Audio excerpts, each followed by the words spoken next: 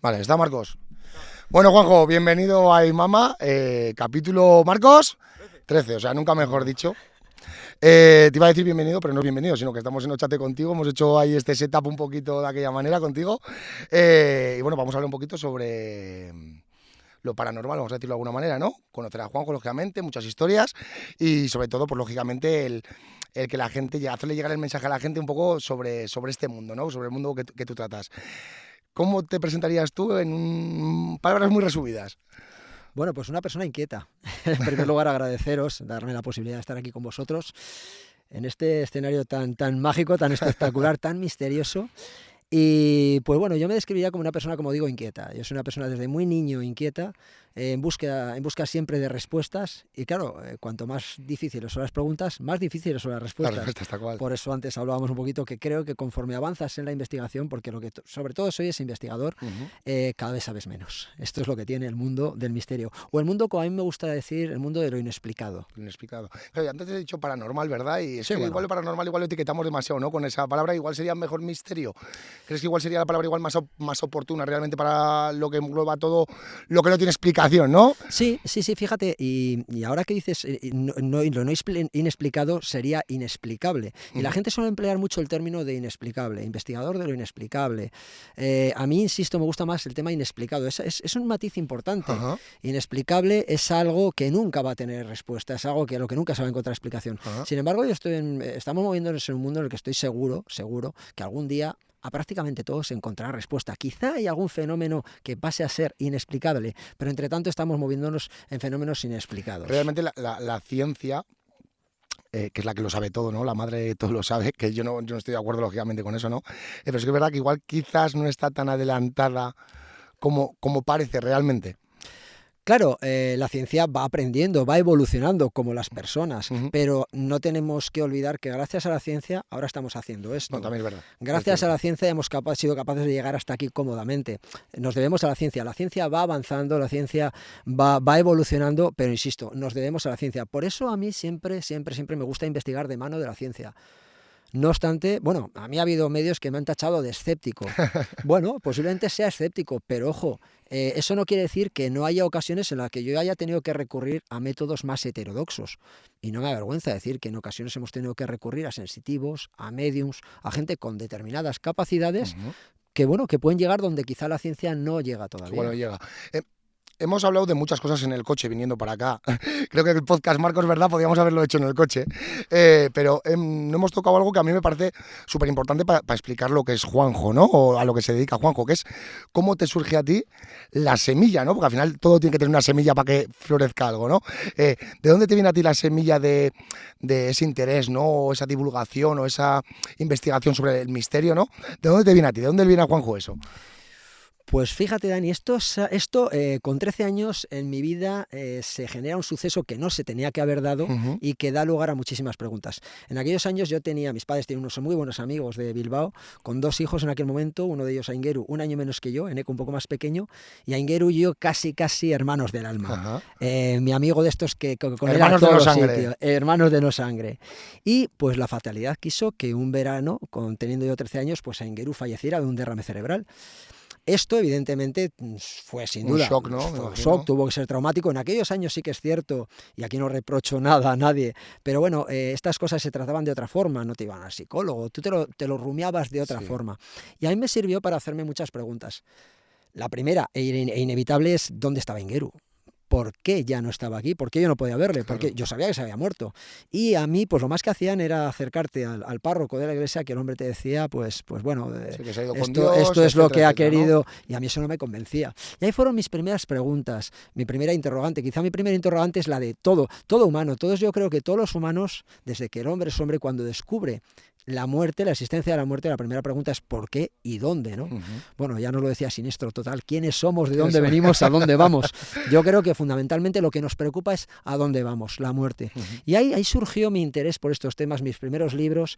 Un tema me llevó a otro, a otro, y aquí seguimos, como digo, más de 30 años después, Es bastante más de que 30 se años dice después. pronto 30 años, cuidado, Se dice pronto, yo considero 30 años a partir de, porque ya tengo mis primeros dosieres, con 18 o 20 años ya tenía mis primeros dosieres de investigación Ajá. de esas revistas 10 minutos, que la última página había sucesos y tal, ya lo recortaba. Son recortes, ¿verdad? Sí, y ahí lo sigo teniendo. Venimos de lo analógico total, ¿eh? Total. Y ahí sigue, y eso perdurará. Porque quién sabe lo digital dónde acabará, pero el papel ahí está. Pues esos dosieres dieron paso a hoy, pues unos dosieres mucho más elaborados, más digitales, no vamos a engañarnos.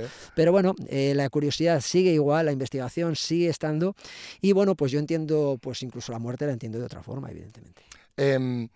Vamos a ir entrando un poco en materia, y hay unas cosas que a mí siempre me han llamado mucho la atención cuando ves algún tipo de programa de misterio, ¿no? De cosas paranormales, mejor dicho, el tema de los testimonios, ¿no? Pues bueno, pues ha visto un ovni, imagínate, por decirte una tontería, ¿no? O ha tenido algún tipo de encuentro con alguien que ha fallecido, bueno, diferentes casos que la verdad que muchas veces te hielan la sangre, porque es cierto, al final, pero siempre a esa gente, a esos testigos, ¿no? Se les pone siempre muy en tela de juicio, es decir, este tío se ha tomado 4 cervezas, ha visto cualquier cosa. Es verdad que muchas veces ese mensaje cala en la sociedad, ¿no? De decir, otro loco más, hablando mal y claro. ¿Cómo han sido tus experiencias a lo largo de tu trayectoria, que has investigado un mogollón de casos, que luego entraremos en los casos que has investigado? Ese trato con los testigos, ¿cómo lo asimilan psicológicamente? ¿Cómo enfrentan ese miedo, vamos a decir, ¿no? De alguna manera a exteriorizar lo que han visto? ¿Qué tipo de perfil de testigos te has encontrado? De testigo, vamos, o de personas afectadas. Perfil de todo tipo, pero lo que más cuesta es que se aproximen a ti. Lo más complicado, lo has explicado perfectamente, es romper ese miedo al que dirán, me van a tachar, me van a juzgar. De hecho, hay gente, los que entrevisto, yo tengo muchos casos, porque para mí el respeto al testigo va por encima de todo. Como tendría que ser, lógicamente. Debe ser, no todos lo cumplen, pero debe ser así. Entonces, yo hay muchos casos apasionantes que quizá que no he podido contar, o algunos los cuento con su permiso, pero evidentemente omito datos que puedan identificarle de cualquier forma, porque yo entiendo lo valiente que hay que ser. Y digo entiendo porque luego contaremos, cuando has dicho, yo en una ocasión, fíjate, más de 30 años investigando, puedo decir que en una ocasión entré en un caso como investigador y salí siendo testigo. Hostia. Para mí lo más importante de ese caso no fue lo que viví allí, que fue muy asombroso. Para mí lo más alucinante fue ponerme realmente en la piel del testigo y darme cuenta del valor que hay que tener para ciertas cosas, porque lo que dices, y lo hemos comprobado, como investigador, yo lo he comprobado muchas veces, estar entrevistando a un determinado testigo y siempre haber alguna risa al lado, o alguna frase como la que has dicho, bueno, ¿qué te habrías tomado ese típico, día? ¿Verdad? Y eso a esa persona le hace polvo, porque esa persona tiene que ser muy valiente para contar a un desconocido lo que ha vivido y le ha traumatizado, porque te puedo asegurar, yo nunca olvidaré la voz de Bruno Lurachi, un cazador de Villarcayo, que tuvieron 3 cazadores un encuentro con un ovni increíble, alucinante. Había pasado 40 años, era un hombre muy bregado, muy valiente, y sin embargo rompió a llorar, le daba igual absolutamente el que pensara. Después de 40 años de haber vivido eso. Les había llegado a traumatizar. Hostia, Eran cazadores, personas de monte, personas de campo, y ellos admitían que desde aquella noche no habían vuelto a salir al campo por la noche a cazar. Fíjate. Eran incapaces de enfrentarse a la soledad del monte por la noche. Les marca totalmente, porque no saben a qué se han enfrentado y encima luego se encuentran en muchas ocasiones, como bien decías, pues la poca empatía por parte de él. Entonces cuando encuentran a alguien como tú que les escucha, sencillamente con eso es suficiente, porque luego la pregunta que te suelen hacer es, ¿y aquello qué era? Es muy difícil encontrar respuesta. Yo además les suelo ser honesto, digo, pero si es que el que más cerca estuviste de aquello eres tú. Yo solo te puedo decir, sacar conjeturas o conclusiones. Claro, yo solo te puedo decir que ha habido casos similares o que te creo, sencillamente que te creo, porque es verdad. Y ya con eso, de hecho muchos de ellos te dicen, mira, me ha costado contar esto, pero me he quedado relajadísimo. Y bajan la guardia, quizás se quitan esa mochila de encima, ¿verdad? Y te lo agradecen, además te lo agradecen y se nota en el rostro. Yo tengo que reconocer que sí que es la verdad que cuando yo, que soy un poco, se puede decir, no, Marcos, cagao, soy un poco cagao para estas cosas, ¿no? Pero a la vez curioso, y cuando veo, pues lo que dices, cuando hay testigos de ciertas historias, joder, fíjate que empatizo más a veces con el testigo que con la propia historia en sí. Es decir, me pongo a pensar, digo, lo que ha tenido que pasar esta persona, ¿no? Para poder llegar a tener la valentía de contarlo, porque, joder, nadie va a contar algo de manera, vamos a decir de alguna manera, fraudulenta, a no ser que seas un poco, que te guste un poco el protagonismo, ¿no? Para que te tachen en tu pueblo, por ejemplo, de loco. Quiero decir, ¿sabes que cuando tú sacas unas palabras que se salen de lo normal, de lo común, ¿no? Que entras en mundos vamos a decir, fuera de lo normativamente real, Sí. sabes que o estás bien seguro de lo que vas a contar porque lo has vivido y estás afectado, porque sabes lo que puede conllevar. Puede conllevar que un sector de la población te tache, lo que hemos dicho antes, ¿no? De cualquier locura, ¿no? Esa gente es súper valiente. Entonces, ¿qué porcentaje, ahí es donde quería llegar, qué porcentaje de fraude, vamos a decir de alguna manera, se ha encontrado Juanjo en todos estos años? Quiero decir, ¿te has encontrado con un gran porcentaje de fraude o más que nada puede ser testigos reales, lógicamente, ¿no? Que comentan la verdad y también igual que has llegado a la conclusión, perdón, de que ha sido algún tipo de sugestión, de que ha sido algo un poquito más mental, vamos a decirlo de alguna manera? ¿Qué casos te has encontrado tú? Efectivamente, lo has descrito muy bien. Es lo que yo llamo su verdad. Pues mira, fraude como tal, gente que te la quiera colar, puede haber dos intereses. O sea, además, la primera obligación del investigador es analizar al testigo, está claro. Uh-huh. Insisto, de una forma honesta, y seguramente me escuchéis en esta entrevista hablar mucho de honestidad, porque creo que es fundamental, pero hay que analizar al testigo, porque hay gente que, bueno, que sí que busca el fraude. Fundamentalmente hay dos fines: o económico. Buscan detrás de ello pues que se escriba en una revista y cobrar de ello, o salir en un canal de televisión. Tener notoriedad igual en redes sociales. E incluso otro fin, efectivamente, que es el fin de notoriedad. Hay gente que le mola ponerse al frente a las cámaras, que se hable de ellos y les da igual cómo se hable. El caso es que se hable de mí, bien o mal que se hable de mí. Quizás, ¿no? Efectivamente, hay mucho narcisista. Entonces, hay gente de esto. Yo, por suerte, me he encontrado pocos. Es cierto que si tengo que poner una balanza entre fraudes o casos reales, me quedaría con que hay más de un término medio, que yo es lo que llamo su verdad. Uh-huh. Personas que han vivido una experiencia que ellos no saben explicar, y en muchísimos casos es gente que cuando ahondas un poco son interesados en estos temas, son apasionados, uh-huh, y ellos han querido encontrar una respuesta o un misterio que luego cuando investigas de verdad, en serio, pues bueno, tienes que decir, pues mira, eso que te ha pasado tiene esta explicación, o puede ser una pareidolia, o puede ser, etcétera, etcétera, etcétera, una fantasía, sugestión, miedo, etcétera, etcétera.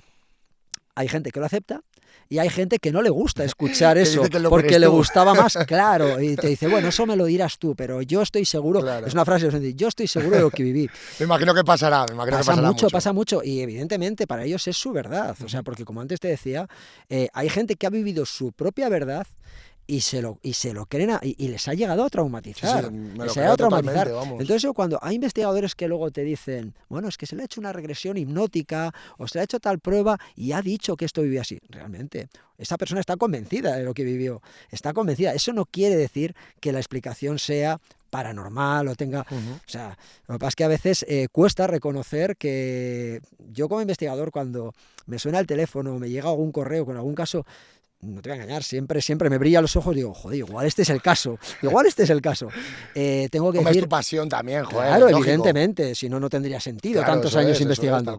Y bueno, ¿y por qué lo hago? Porque hay alguno de esos casos, de esas 1000 llamadas a la puerta, hay alguna que realmente ha hecho que siga aquí, porque hay casos muy, muy interesantes. Antes hablábamos en el coche de ello. A verlos. Enlazando con lo que acabas de decir, que es que al final va todo corrido, hay una cosa que venía pensando cuando iba hacia la madre, donde hemos quedado, que era cuál ha sido el caso de misterio que más le ha marcado a Juanjo en este caso, ¿no?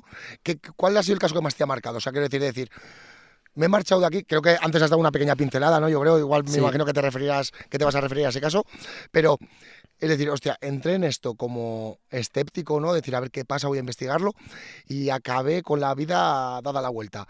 ¿Cuál ha sido el caso que más te ha impactado? Yo tengo 3 episodios, 3, ya no 1, fíjate, 3, que realmente para mí han sido una gran enseñanza. Yo siempre digo, no un antes y un después, han sido una enseñanza. El primero de ellos fue este que antes comentaba un poquito, dejaba caer, y esto es un hotel en Castrojeriz, un hotel que hoy está funcionando, Hotel Jacobus, en aquel momento, año 2010, Hotel Puerta del Monte, en el que un amigo, un investigador del norte de Castilla, el periódico Norte de Castilla, me dice que por favor vaya a investigar porque aseguran que en ese hotel hay fantasmas, así de claro. Así, No me suelta mucho más.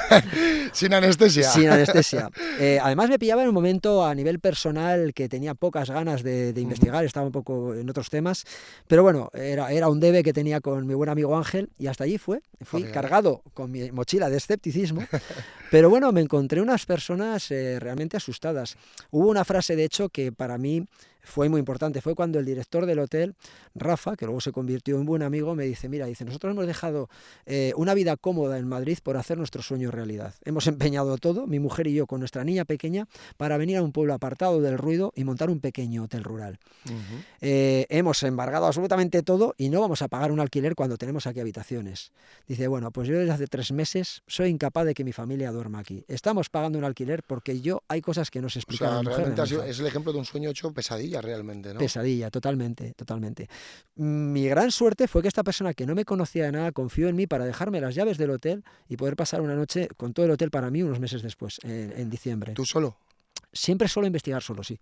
Suelo investigar solo. Hay que echarle, vamos a decir, bemoles en vez de... Luego hablamos de esto. Sí. Bueno, pues la verdad es que lo que iba a empezar siendo una investigación sin más, en la que a lo sumo esperaba recoger pues igual alguna grabación psicofónica o alguna grabación de vídeo curiosa o alguna medición con algún aparato un tanto extraña, de las que luego nunca puedo sacar más conclusiones, pues me convirtió, como antes os decía, en testigo de fenómenos que ahora voy a contar y todavía os puedo asegurar que, veis, ahora ya me convierto en el testigo y me lleno de cobardía. Me lleno de cobardía porque entiendo que la gente que esté ahora viéndonos puede decir, bueno, claro, a este le gusta el misterio, tal. Pero bueno, yo cuento las cosas como las viví. Tu experiencia, claro. Efectivamente. Yo ya a última hora de la madrugada, eso de las 2, las 3 de la noche, de la madrugada, casi las 3 de la madrugada, ya me disponía prácticamente a recoger todo. Estaba en la sala, en la planta baja del hotel. Hay que decir que ese hotel tenía una habitación, la habitación 102, que parece que estaba marcada por los sucesos, hasta el punto, y eso lo pude corroborar, que había una empresa de molinos de viento y sus trabajadores habían dejado ese hotel porque se negaban a estar allí a raíz de unas experiencias que le habían tenido en la habitación 102. Cosas que les aparecían en otro sitio, les cambiaba, la televisión se encendía, y lo más flipante fue cuando el teléfono empezó a funcionar incluso desenchufado. Ya entonces dijeron, de aquí nos vamos. Eso lo pude contrastar. Bueno, pues yo estaba en la parte baja del hotel. Sobre mi cabeza estaban las habitaciones, y de las habitaciones salías a un corredor por el que te asomabas al hall. Insisto, el hotel estaba solo yo, tenía la llave yo, había 2 puertas cerradas completamente, no había nadie más, cuando os puedo jurar que sobre mi cabeza escuché unos pasos, con total claridad. O sea, en el paso superior, en el piso superior, en las tablas digamos, del corredor. Yo lo primero que pensé o que temí es que hubiera entrado alguien y pudiera robar. Yo digo, claro, ahora mismo soy yo el responsable de lo que pasa en este hotel. Sí, la gente igual se piensa que el hotel está vacío, es la oportunidad perfecta para robar. Para robar, y si roban me van a pedir cuentas a mí. Claro. Yo me quedé quieto a ver qué pasaba, esos pasos se detuvieron y al cabo de unos segundos que no sabré precisar, otra vez esos pasos se repitieron una segunda ocasión. Entonces sí que ya en ese momento encendí el frontal, cogí y me dirigí hacia la escalera que hay enfrente y dirigí la luz del frontal hacia esa balconada donde tenía que estar. En ese momento me di cuenta, no una, sino 2 personas, porque había escuchado los pasos ir, pero no volver. Ajá. Reconozco que en aquel momento me entró una cierta inquietud, porque dije, si me encuentro 2 tipos aquí, igual tengo un problema. La hemos liado. No voy a tener tiempo para salir, abrir la puerta. Yo ahí, mi cabeza fue rápida y dije, espero que los tíos no me vean al menos, pero yo al frontal. Claro. Bueno, pues para mi sorpresa no había absolutamente nadie. Lo que mi frontal encendió, llegó a enfocar, fue la puerta de la habitación 102. Los pasos os puedo jurar que los oí. Puse todo patas arriba. Además, la habitación 102 la había cogido yo como centro de operaciones. Es en la que yo dormí y es en la que tenía todo. Allí no había absolutamente nadie. No hablamos de dilataciones, de palomas, de crujidos, no, pasos concisos. Eran pasos clarísimos. Yo estoy bastante acostumbrado ya a estar en esos sitios, no me sugestiono, os puedo asegurar que no me sugestiono. No sé lo que fue. Yo, por suerte, después grabamos con un equipo de televisión, bueno, grabamos con 2, grabamos con Cuarto Milenio, grabamos con Televisión Castilla y León, y puedo decir que para mi suerte, con el equipo de Televisión Castilla y León grabamos unas psicofonías alucinantes. ¿En el propio hotel? En el propio hotel. Que fijaos, yo lo primero, cuando se grabaron las psicofonías, lo primero que dije es, ¿veis cómo sí que pasan cosas? O sea, yo tenía de alguna forma que reforzar. Efectivamente.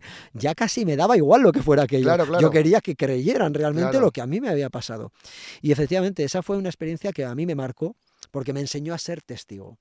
Luego, otro caso que para mí... Antes de que pasemos al segundo Sí. caso, ¿ese hotel sigue abierto? Sí, sí, sí. Eh, ¿Ha vuelto a pasar algo más? ¿O sigue pasando y la gente se ha acostumbrado ya? ¿O es el gran atractivo de ese hotel? ¿O? No, fijaos, ese hotel cambió de propietarios, Ajá. no tiene nada que ver con los fantasmas, ni mucho menos, Ujú. sencillamente un funcionamiento como ellos no deseaban y tuvieron que volver a Madrid esta Ujú. pareja, pero lo cogieron otros. El año pasado, precisamente, volví a ese hotel, iba yo de paso y volví a ese hotel, me dejé caer por ahí, fui a comer.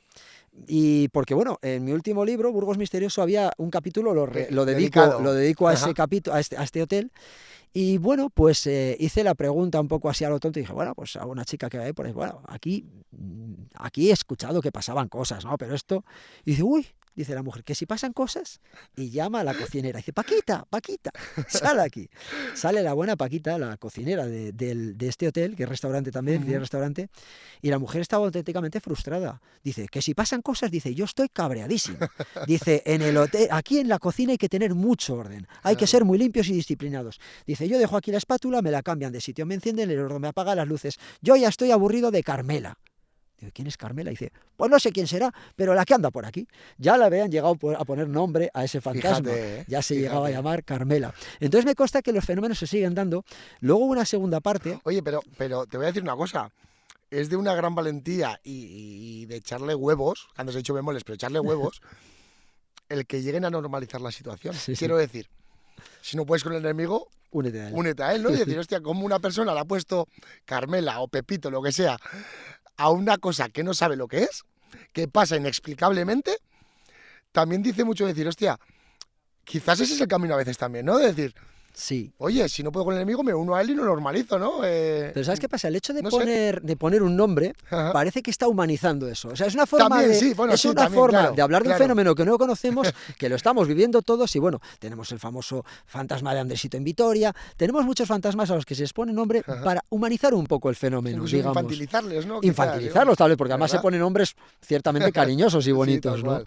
Pues bueno, la verdad es que aquí hay una segunda parte. Estábamos hablando y llegó el director del hotel.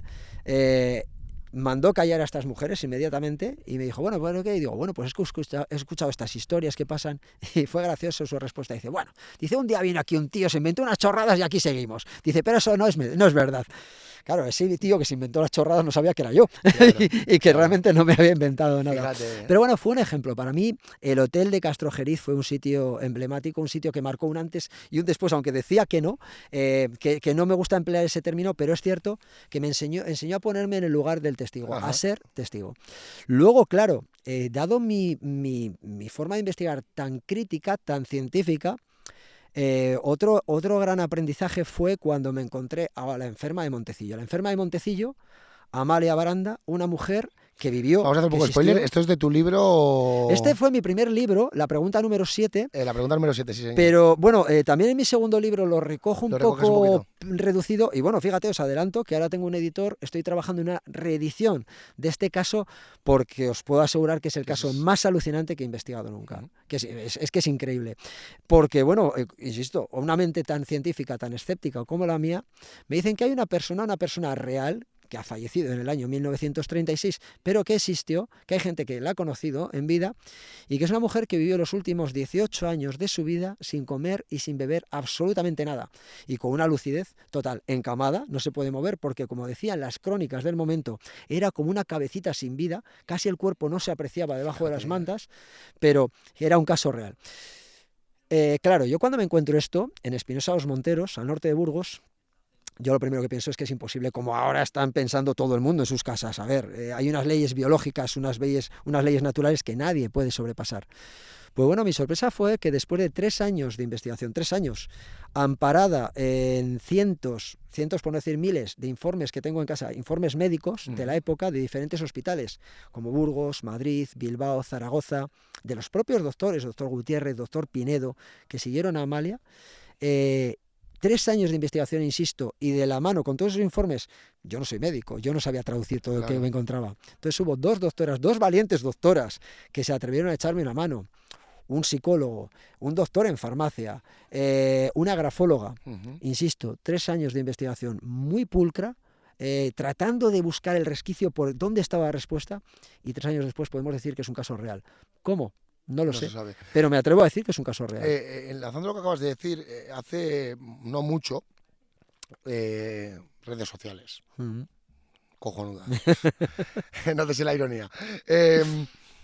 Vi casos en la India de hombres que le llaman hombres solo o algo así, no sé ahora mismo exactamente la palabra, que lo que hacen es prácticamente lo que acabas de decir tú, que se tiran durante muchísimos años, que solamente con la luz del sol afirman, que es lo que dices tú, que siempre hay que poner un poco en tela de juicio, ¿no? Un poquito, pues hay que tener también pensamiento crítico, ¿no? Que se tiran años y años sin comer, hombres que no se cortan las uñas, que no se cortan los pelos, la barba, y lo vi hace muy poquito, ya te digo. Y, joder, y dices, ¿será real? Y dicen que en la India, por el tipo de religión igual que quizás que tienen, pues algún tipo de, pues gente de esta iluminada, ¿no? Vamos a decirlo de alguna manera, que hay casos en la India de esa índole y... Claro, pero lo dices tú, el tema biológico está ahí, el tema natural está ahí, o sea, si no comes te mueres, hablando mal y claro, no, si no bebes te mueres, es así mejor de si no bebes, sencillo. ¿no? Que si no bebes te mueres. Sí. Es así de sencillo. Es verdad, lo que tú hablas, hay una corriente, se llama respiracionismo, que es muy curioso, además se ha extendido y hay varios países, incluso de Europa, donde se está siguiendo, donde se está haciendo, y hay estudios médicos muy curiosos, en los que, bueno, gente se supone que se alimenta de lo que llaman el prana. El prana es una exposición al sol, al aire, respirar y demás.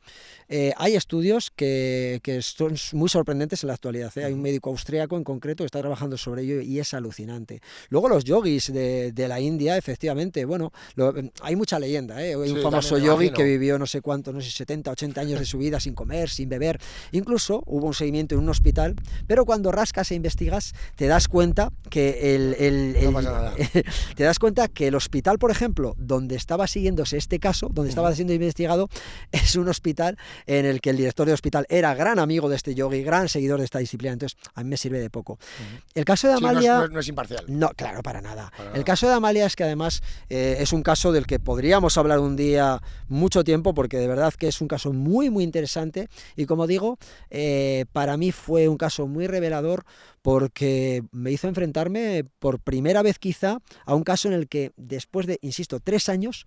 rodeado de científicos, no encontramos respuesta, aun teniendo muchísimos informes y muchísima información.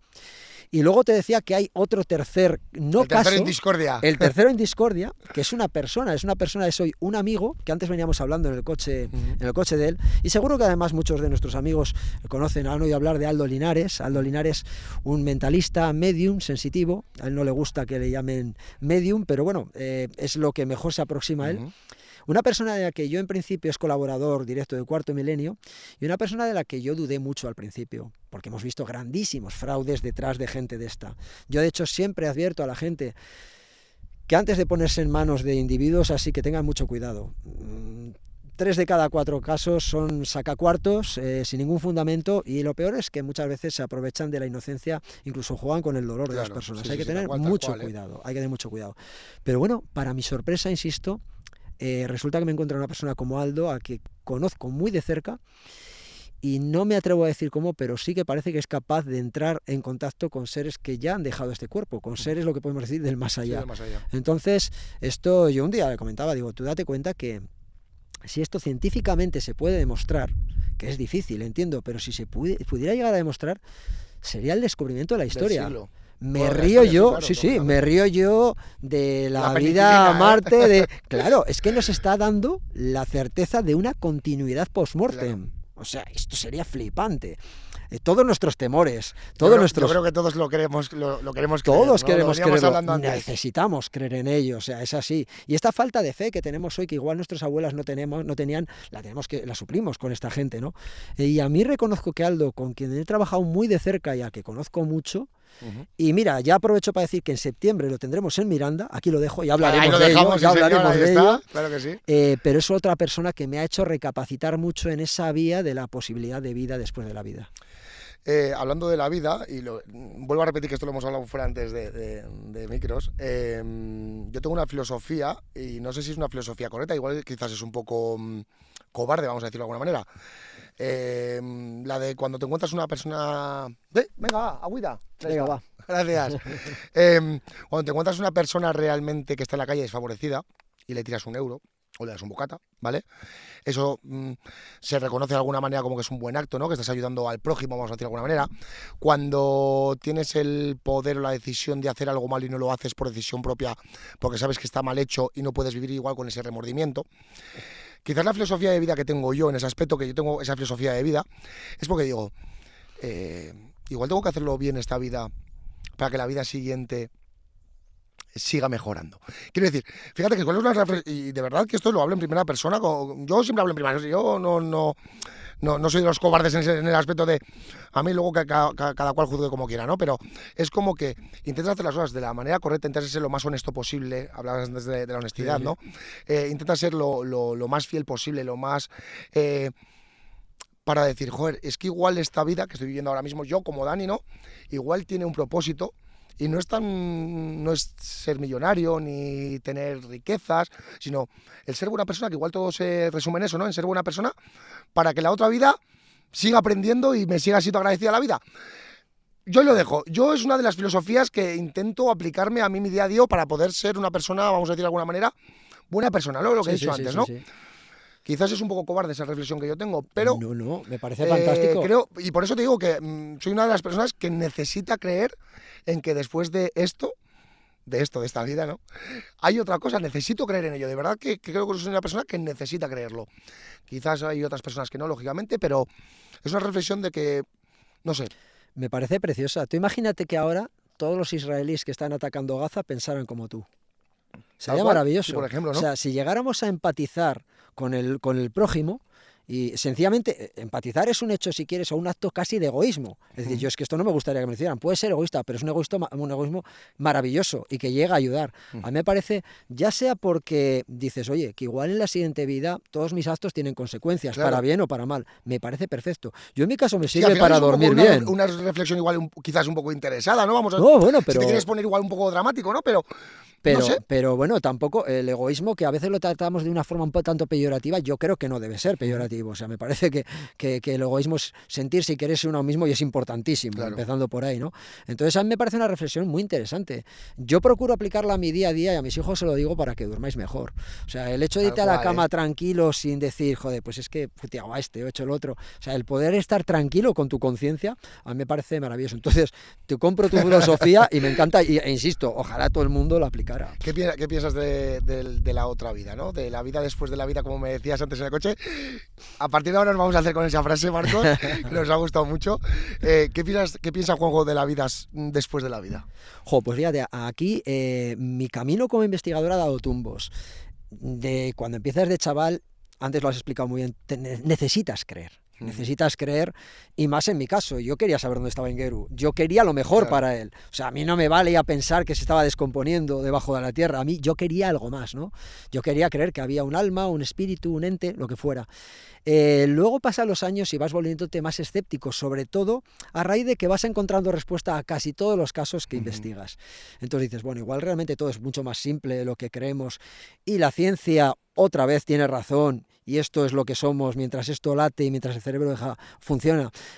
Pero luego te das cuenta que cuando te enfrentas a investigaciones en las que estudias, por ejemplo, experiencias cercanas a la muerte, y dejas de lado esas fases de las experiencias cercanas a la muerte en las que el testigo te describe un túnel, te describe presencias de figuras antropomorfas, incluso familiares fallecidos, que todo eso parece que puede tener una cierta explicación, pero hay etapas de esas experiencias cercanas a la muerte que la ciencia, y aquí digo la ciencia, y hablo de investigadores como Raymond Moody o más propios de la Tierra, como un tocayo que se llama también Juan José López, como Miguel Ángel Pertierra, como el doctor San Segarra.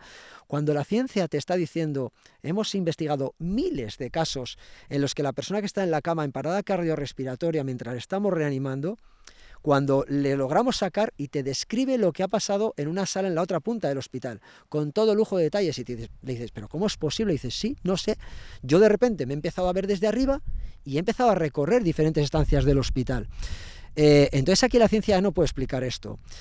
Solamente cabe explicarlo desde una lógica, y es que lo que llamamos alma, ente, conciencia, sea algo exógeno al cuerpo, no vaya unido al corazón o a la actividad cerebral Y es más, cuando deja de Solamente haber, somos un contenedor nosotros, ¿no? por ejemplo, y cuando deja de haber actividad cerebral o el corazón deja de funcionar, esa conciencia exógena al cuerpo, insisto, sigue pululando. Entonces, yo digo, pues en este caso tenemos el testimonio de aquellos no han muerto realmente, o sea, cuando decimos experiencias cercanas a la muerte, de la muerte nadie ha vuelto, ha vuelto de una muerte biológica, clínica, perdón, no biológica. Pero bueno, es lo más cerca que hemos estado.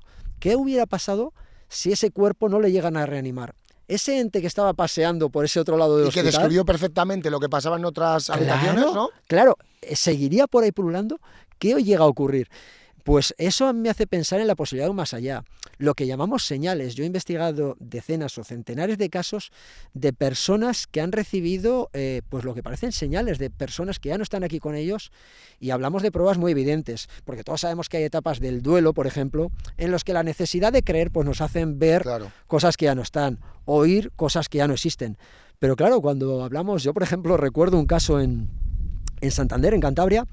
Una mujer, son una pareja, la mujer ha perdido a su padre, a quien estaba además muy unida, era ya el único que quedaba de los padres, y tiene una casita en un pueblo cerca de Reynosa, una casita en un pueblo, fallece el padre, como digo, y en primavera pues se reúnen para los hermanos para hacer limpieza de la casa y acondicionarla un poquito para disfrutarla ellos, ¿no? Cuando una de la mañana se despiertan, esta mujer nota un olor muy característico, era el perfume de su padre. Se acerca donde la hermana y dice, pero ¿qué? Ahora te cuento yo una muy cercana. Pues me interesa. Sí.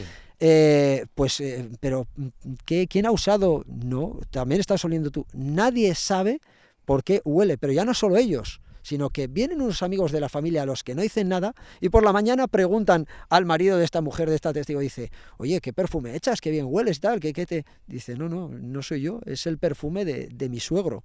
El suegro que ya no estaba. Por la mañana era un hombre que lo primero que hacía antes de salir de la habitación se arreglaba mucho y se echaba ese perfume que seguían oliendo. Fíjate. Yo he investigado varios casos de estos que realmente te dejan con muy pocas respuestas. Ya te voy a decir una cosa.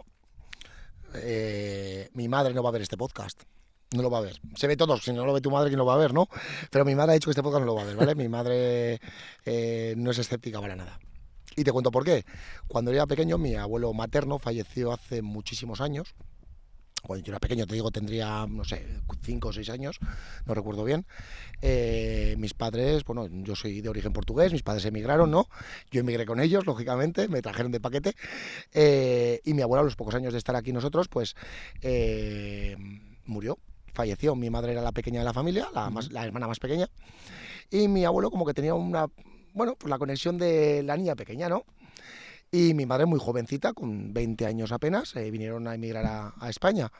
Y mi abuelo siempre pues estaba un poco preocupado, ¿no? De cómo nos iban las cosas, pues lógicamente, pues en aquellos años también estaba todo muy volátil, venías a un país donde no hablabas el mismo idioma, bueno, sin estudios, bueno, pues era una situación un tanto complicada, ¿no? Y se murió mi abuelo, perdón. Mis padres fueron a Portugal al funeral. De hecho, yo me quedé aquí con una amiga de mi madre, que me dejaron aquí, pues éramos muy pequeños. Claro. Y volvió mi madre con mi padre a Miranda. Y al cabo de unos meses mi madre estaba, y esto es verídico, se lo ha contado solamente a lo que es nosotros, mi padre, mi hermano y yo. Ahora lo van a escuchar muchos, ¿eh? Sí, lo van a escuchar muchos, pero bueno, da igual, ya digo, como no lo va a ver ya no se va a enfadar conmigo. Dijo que estaba en el baño meando literalmente mi madre y que vio a mi abuelo en la puerta del baño observándola. Ella en ese momento no estaba ni pensando en mi abuelo, o sea, ella fue a mear y dice que vio una silueta que era mi abuelo. Mi abuelo además era un tío súper alto, más alto que yo, murió con 92 años y simplemente la miró, dice que la sonrió y que se fumó. Precioso. Tengo los pelos de punta, porque, o sea, lo estoy contando porque es algo que, joder, que es mi familia, es mi madre, ¿no? Y te cabe pensar y dices, joder, macho, mi madre estaba sugestionada, mi madre dice que no estaba pensando en él en ningún momento. Se me hubiesen hasta los ojos de decir, hostia, ¿no? Y dices, joder, ¿y si sí? Y sí. ¿Y si sí, no? Es más, ¿y por qué no? ¿Y por qué no? Yo también tengo en casa... Mamá, si ves el podcast, perdóname. No, es un mensaje muy bonito. Y si ve el podcast, decir que posiblemente fue la despedida del abuelo. ¿Por qué no? A mí me parece precioso. A mí me hubiera encantado que mi amigo Engeru se hubiera podido despedir de alguna forma. Erika, mi mujer, tuvo una experiencia también, no le importa que sí que lo va a ver ella, no importa que lo cuente. Erika perdió a su madre siendo ella muy pequeña, tenía 7, 8 años y su madre falleció en un accidente de tráfico con la fatalidad de que además estaba embarazada.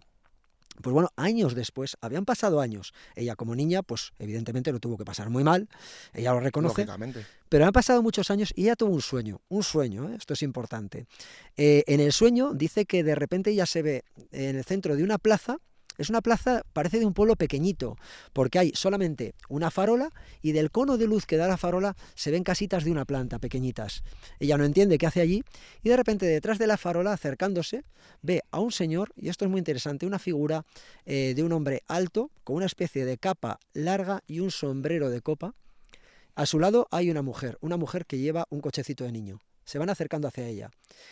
Erika, cuando se fija más y esa figura pasa por debajo del haz de luz, se da cuenta que es su madre. Su madre se emociona, la saluda y cuando va a acercarse hacia Erika, ese señor agarra del hombro a su madre, la echa para atrás y entonces la madre de Erika le dice adiós y Erika se despierta. Erika nunca había oído hablar de esa figura, que es arquetípica. Esa figura de un hombre con sombrero, con una capa, es un arquetipo que se da en muchos sitios, en muchos sueños, no sabemos muy bien por qué todavía. Y me preguntó, ¿y por qué? ¿Por qué me pasó esto a mí? Bueno, pues tu madre hizo lo que no pudo hacer en su momento, fue despedirse de ti. O sea, no, tómalo como algo muy bonito, es una señal preciosa. Y no quieras más, no pidas más, porque también decía, cuando nació nuestra hija, decía, a mí me gustaría que mi madre me diera alguna prueba de que no seas egoísta. Tu madre te dijo adiós y ella tiene que seguir su camino. Yo, volviendo a esa pregunta que antes hacía, yo tengo la fe, esto es una cuestión de fe, evidentemente, no tengo ninguna certeza, de que yo algún día estaré con mi amigo Ingeru, de que conoceré a mi suegra, a quien no conocí.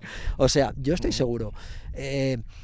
Insisto, es mi propia fe. Claro. Pero hay tantos testimonios en los que no cabe la sugestión, en la que no cabe la imaginación, la fantasía, un error de apreciación. Muchos casos que para el investigador es algo que cobra mucho peso, es cuando hablamos de testigos múltiples. Personas, dos amigos que ven por la calle a un amigo al que hace mucho que no ven, muchos años, le saludan, no le hacen ni caso, este hombre no les hace ni caso, y cuando se encuentran en el bar con otro amigo, dice, hemos visto a fulanito, vaya gilipollas, no nos ha dicho nada y tal, es que ha pasado como... Dice, es imposible, falleció. Y estos casos tenemos, con nombres y apellidos. Entonces, desde luego te queda pensar... Es un mundo, nunca mejor dicho. Nunca mejor dicho. Hablando sobre... Has tocado un tema muy importante que es la fe, ¿vale? ¿Qué piensas sobre la religión? Yo soy totalmente ateo, pero admito que es muy importante tener fe en algo, lo que sea. Las religiones como tal no las comparto.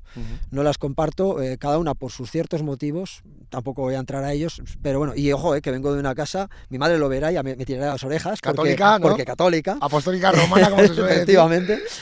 Yo soy ateo, pero creo que es importante tener fe. Esa fe que antes tenían, y antes lo hablábamos, nuestros padres, nuestros abuelos, nosotros hemos perdido.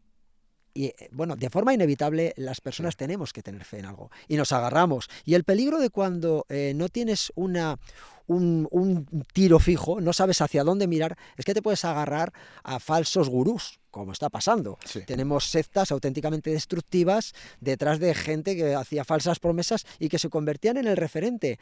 Esa falta de fe la suplían con finales muy trágicos. Terroríficos. Si hay un tema, a mí cuando dicen, pero ¿no te da miedo ir a un sitio, a otro? No, a mí me da miedo las personas, a mí me da miedo encender el telediario, me dan miedo.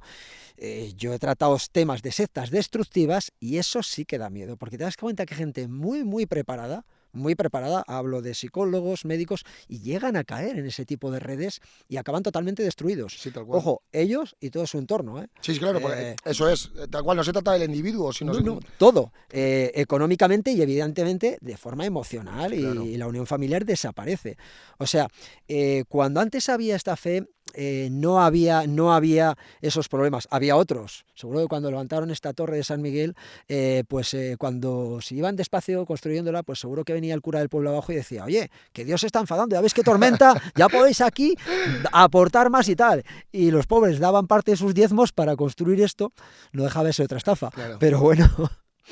es interesante, algún día haremos un podcast con Juanjo solamente sobre religión, porque es algo que a mí me interesa mucho y creo que le podemos dar una vista diferente a la gente, además con lo que tú sabes, porque a mí la religión es algo que a mí vuelvo a decir, es que se lo estoy diciendo mucho hoy, pero me tocan los huevos. O sea, yo no puedo decir que soy ateo, tengo la suerte o mala suerte de decir que no soy ateo, pero sí que es verdad que dentro de cualquier religión, en este caso la Sí, la que nos que toca, más, cristiana. que la cristiana, eso es, que toda mi familia es Sí, católica, sí, sí. apostólica, romana, eh, tengo varias críticas, por así decirlo de alguna manera, ¿no?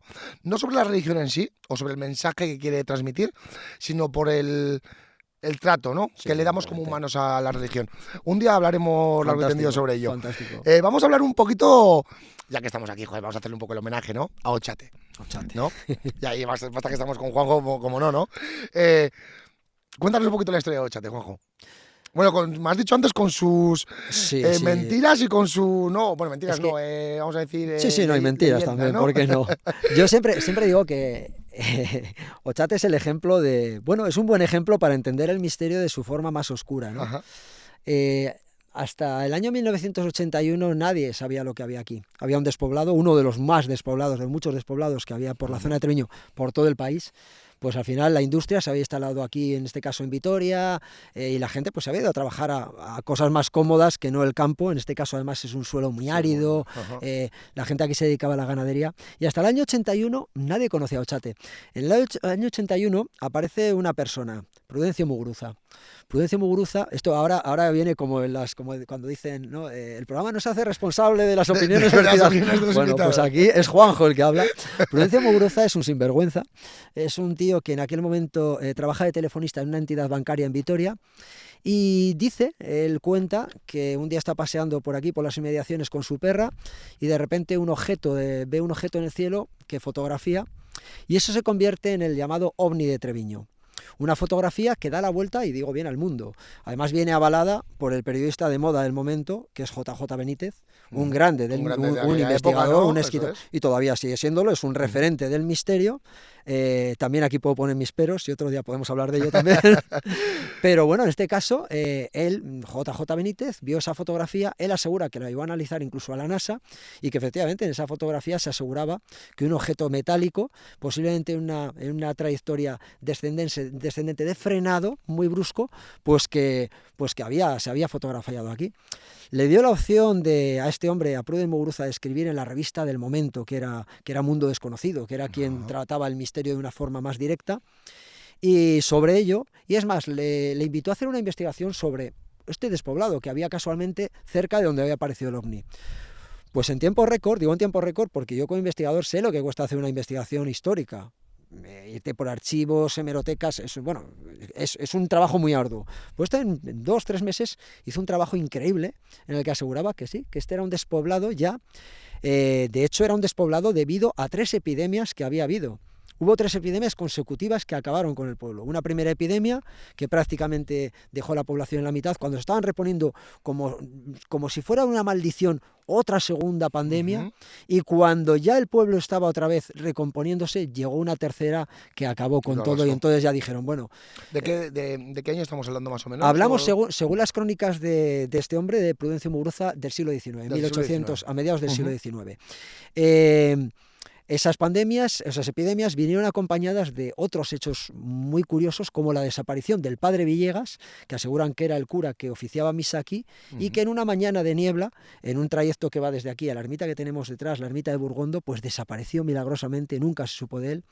Hablaba de extrañas apariciones de un medallón, un misterioso medallón que había aparecido de la nada en medio de una tormenta en la ermita también de Burgondo. Y bueno, y la historia se iba más, incluso la aparición de un geyser que emana agua cada no sé cuántos años, con unas aguas prácticamente mágicas y curativas. Ajá. Pues con esta idea se quedó la gente, con esta idea empezó a venir aquí cientos, y hablo de miles incluso, de curiosos buscando el misterio, porque claro, esas epidemias, lo milagroso, lo misterioso, era que solo habían asolado este pueblo. Y Miruri, Sí, porque los al final pueblos que hay muchos tenemos pueblos cercanos, con claro. los que comparte agua Ochate, es decir, el agua de Ochate baja a esos pueblos. Ujú. Mayor transmisor de un virus que eso, Que el agua no ninguno. hay ninguno, eso es. Pues el viento, el tal, pues solamente acabó con todo este pueblo, decía el pueblo más importante de la zona, y no con los pueblos de alrededor. Por suerte tenemos amigos que son investigadores de verdad, gente que hace bien las cosas. Hablamos de Julio Corral, Antonio Arroyo, Enrique Chazarra principalmente, que empiezan a investigar y se dan cuenta que de epidemias nada de nada. que el pueblo de hecho ha estado habitado hasta el año 1920 aproximadamente. O sea que ya estaban... Sí. El pueblo fue abandonado sin más, por lo que antes decíamos, porque buscando el Industrialización, confort, ¿no? efectivamente, la gente se fue a las ciudades o a pueblos más próximos con tierras más Que es lo que ha pasado fértiles. con millones, desgraciadamente, igual a veces no, con millones de pueblos en España. Claro, la España vaciada es una realidad. Eso es. Hay una necrópolis, en línea recta hay una necrópolis a 400, 500 metros de aquí, en la que Pruden Muguruza pues hablaba también que era una necrópolis con seres de pequeño tamaño y demás. Lo he oído eso. Es una necrópolis real, de pequeño tamaño, había mortandad infantil, más que ahora, y no pasa más, la gente se moría igual que ahora y se desenterraba en tumbas antropomorfas, que es lo que encontramos. Cuando a Pruden Muguruza se le preguntaba por todo esto, él decía que no, que todo esto realmente... Es más, detrás, a nuestra espalda, había una vaguada en la que él aseguraba que todos los muertos, que eran tantos los muertos que no cabían en el cementerio, estaba aquí y que se les llevaba ahí.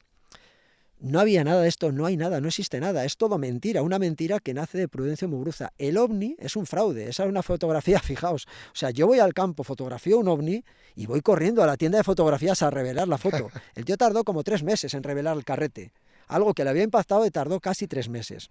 Da mucho que hablar. Sí, da mucho que pensar, ¿no? Podemos hablar muchísimo. La desaparición del cura, del padre Villegas, es cierto que desapareció. Decimos, coño, pues no miente, Prudencio, en todo no miente. Bueno, pues cuando empiezas a investigar la historia del padre Villegas, el padre Villegas se fue a Brasil con su ama de llaves. Una historia de amor muy bonita y mucho más humana. El medallón, es cierto. O sea que es historia, para película total, vamos. Total, esa sí que da para una historia. Un medallón, es cierto que en una noche de tormenta hubo un rayo que cayó sobre la ermita de Burgondo, que está a nuestras espaldas, y es cierto que resquebrajó una pared y apareció un medallón. Es un medallón que sí que existe, es de alabastro, de una estampa de una imagen de la Virgen, que bueno, custodian en uno de estos pueblos de al lado con mucho cuidado, con mucho cariño, del que no hacen mucha publicidad. Pero bueno, el mayor misterio es que posiblemente, o la explicación es que posiblemente fuera escondido allí para protegerlo, quién sabe, si de tropas napoleónicas, etcétera, etcétera. Y la tormenta, y una casualidad, quiso que se abriera la piedra donde estaba. Sí. Es una historia bonita también, joder. Es una historia bonita. Que lo que dices tú no tiene que ser nada misterioso, sino decir, en aquella época sí que había mucha guerra, mucha gente que se aprovechaba esa y dijeron, oye, vamos a esconderlo ahí, o algo que se hacía. Pero fijaos, y perdona, te corto porque sí. Quizá Ochate sí que nos ha servido a los investigadores como un experimento sociológico. Me explico. A raíz de esto, aquí hay gente que asegura haber vivido escenas impresionantes, apariciones de una dama. Marketing total, Claro, entonces dices, ¿realmente la gente ve lo que quiere ver o el fenómeno se da cuando la gente quiere que se dé? Claro. Porque es verdad que aquí a espaldas de nuestro amigo Marcos, hay una casa en la que sí que hubo un crimen real, año 1936, 2 pastores que tenían ya el pueblo estaba abandonado, pero guardaban el rebaño de ovejas allí. Uno de los pastores estaba bastante chalao. Jacinto, hay que decir que era un hombre muy temido en la zona, era un hombre muy violento, muy extraño, y bueno, pues una mañana en un ataque de rabia o de lo que fuera con su compañero Jacinto, o sea, con Valeriano, pues Jacinto le descerrajó un tiro, machacó su cráneo y dejó que las ovejas se comieran prácticamente su cuerpo allí, ¿no? Hostia, es un crimen real, un crimen terrible que se dio aquí, pero como se daba en muchísimos pueblos. Claro, tal cual, la España negra ha existido y existe y existirá. Entonces, insisto, pues de una historia fraudulenta total, pues se han dado muchos otros fenómenos, se han dado psicofonías. Antes Marcos decía, pero hay unas psicofonías que son reales. Sí, hay unas psicofonías que se han grabado, no hemos encontrado fraude en ellas y son muy curiosas. Y tampoco tienen explicación. No tienen explicación, de momento no tienen una explicación. Yo hemos hablado con gente incluso que aquí en La Torre ha vivido, yo una de las ocasiones que bajaba con Enrique Chazarra, venía, mejor dicho, y bajaban 4 jóvenes que venían de Madrid exclusivamente a pasar una tarde-noche aquí, bajaban espantados porque juraban que en el interior de esta torre escuchaban unos latidos de corazón. Es un fenómeno que lo ha vivido más gente. Cuando lo hablas, lo tratas un poco, pues bueno, desde la geología, por ejemplo, te das cuenta que, por ejemplo, debajo de donde vamos nosotros hay corrientes de agua. Al final una torre como esta no deja de ser un altavoz, los cimientos bajan bastante. Sí, tal cual, eso es. Entonces es posible que una crecida o mayor presión de agua o tal, pues pueda ejercer algún determinado ruido que queda amplificado de altavoz, un altavoz de resonancia. Sí, claro. Es una posible explicación, no quiero decir que sea eso. Hay una caja de resonancia, al final tal cual. Es una posible explicación. Antes os decía, no sé si los aparatos nos aguantarán porque hemos vivido. Marcos, ¿va todo bien? ¿Va bien? Vale. Me alegro que aguante así, porque nos ha pasado con equipos profesionales de televisión, las baterías baterías agotarse mucho antes de tiempo, etcétera, etcétera. Puede tener que ver con un terreno más rico en determinados minerales. Realmente, en resumen, Ochate tiene una historia muy enigmática en ciertos aspectos, muy bonita, ¿no? Sí. Como la del cura, por ejemplo, que, Sí, oye, que sí. no deja de ser una historia bonita de amor, ¿no? Pero sí que es verdad que se le ha dado muchísimo marketing, Sí. porque claro, es que yo me acuerdo, nos vamos a los años 2000, o sea, Sí, tampoco te sí, creas sí, que sí, nos sí. vamos más Sí, atrás. sí, sí, sí. En los años 2000 esto fue, al menos en la zona, fue el boom de los booms, o sea, venir aquí era como venir a Marinador, o sea, Sí, sí, sí. veníamos gente a patadas aquí, gente que cree en lo paranormal, a hacer ouijas, a hacer Sí, tal, sí, sí, sí, o sí, sea, sí. y me quedo con una frase que veníamos hablando en el coche contigo, que era el de que a Ochate se le ha hecho un mal favor realmente, Sí, sí, sí, porque sí. se le ha destruido mucho a nivel de pintadas, a nivel de tal, que podía ser un paraje súper bonito, ¿no? Y que en parte tiene esa connotación negativa, ¿no? De que mucha gente viene a vandalizarlo de alguna manera.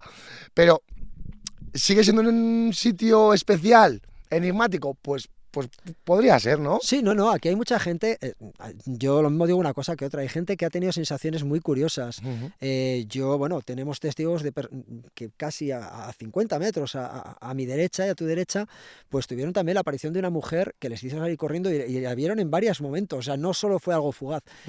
Tenemos testimonios muy curiosos, tenemos, como decimos, grabaciones, tenemos incluso, pues un testigo al que damos muchísima credibilidad, que además con un compañero en el coche, estaban haciendo en aquellos años 2000, que tú antes hablabas, una cacería de zorro que se llamaba con emisoras, que andaban buscándose y tal, y estaban dentro de un coche y vieron una figura extrañísima, antropomorfa, muy alta, que se acercaba hacia ellos y a poca distancia desapareció cuando dieron las largas y los dos lo estaban viendo.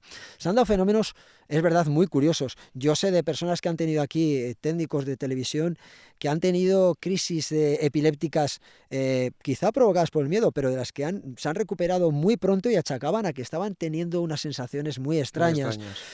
Pero bueno, yo siempre digo lo mismo, que quizá aquí la gente viene buscando el misterio y quizá ojo, aquí se pueden dar dos posibilidades, o que realmente ese campo de sugestión se amplíe y nos haga ver cosas que no Y existen. sea un altavoz. Efectivamente, o que realmente ese altavoz nos haga captar cosas Claro. que sí que existen, lo que pasa es que no vemos cuando estamos en un estado más normal en nuestro pueblo. Pues no lo sabemos, y es lo bonito, es lo interesante de todo esto. La mente, o sea, La mente es otro misterio, ¿eh? es Y un un misterio auténtico bastante enigma. elegante, ¿eh? Mira, ahora que dices de la mente, fíjate, se han hecho experimentos con infrasonidos, que esto es alucinante. Y de nuevo nos debemos a la ciencia, ¿no? Infrasonidos, eso quiere decir unas frecuencias de sonidos que nuestros oídos no captan, pero que en el cerebro sí que llegan a activar ciertas regiones del cerebro que llegan en el testigo a hacer ver desde sombras, siluetas, a escuchar voces. Es decir, esto que a veces una persona dice en su casa, es que he visto una sombra, es que hemos visto una figura, es que he escuchado voces que me hablaban. Muchas veces se ha demostrado que determinados infrasonidos que pueden estar producidos por un equipo de aire acondicionado sin más, Sí, claro. pueden llegar a generar este tipo de imágenes, de alucinaciones, no hay que olvidar. Entonces decimos, joder, ¿todo se explica con infrasonidos? No, porque es curioso, y aquí, por ejemplo, sobre Aldo Linares, vuelvo otra vez a este nombre de este medium, se hizo este experimento sin que él lo supiera, que se estaban aplicando infrasonidos, y él supo discernir, dijo, bueno, yo estoy viendo cosas, estoy notando cosas, dice, pero esto no es como otras veces. O sea, realmente parece que sí que activa ciertas zonas, pero es verdad que quizá hay otras realidades. Hay gente con una sensibilidad, decías tú antes, una tara, ¿verdad? Sí. Que veníamos hablando en plan, una sensibilidad, nosotros siempre decimos, ¿no? Ahora exactamente no vamos a darnos la aquí de científicos, Marcos, porque no lo somos, pero que tenemos un porcentaje muy pequeño del cerebro que usamos, ¿no? Por así decirlo. Pero, claro, imagínate que todo ese desarrollo se amplifica en el cerebro. O sea, ese 95% que nos queda... el cerebro me lo imagino como Australia, ¿no? Australia es desértica en un 95%, bueno, desértica, sin población, todo natural, y luego tienes, pues, Sydney, Canberra, ¿no? 4 o 5 ciudades por ahí que son metrópolis grandes. Y yo me imagino el cerebro así, ¿no? Es decir, el día que descubramos todo lo que hay en el resto de... Puede ser la hostia, ¿eh? Puede ser increíble, puede ser increíble. Sin duda, parte de los secretos residen ahí. Pero fíjate, también yo creo que parte del secreto reside, o aprenderíamos mucho si recuperáramos los valores que perdimos. Me explico. Cada vez estamos más desvinculados de la tierra. Cada vez sentimos menos. Vivimos todos pendientes de una cámara, vivimos detrás de un teléfono, mirando el reloj. No somos capaces de percibir, de sentir. Yo exigiría en los colegios y en las casas, no vamos a dar toda la responsabilidad a los profesores, esta responsabilidad quizás de los padres, a que enseñemos a nuestros hijos a sentir.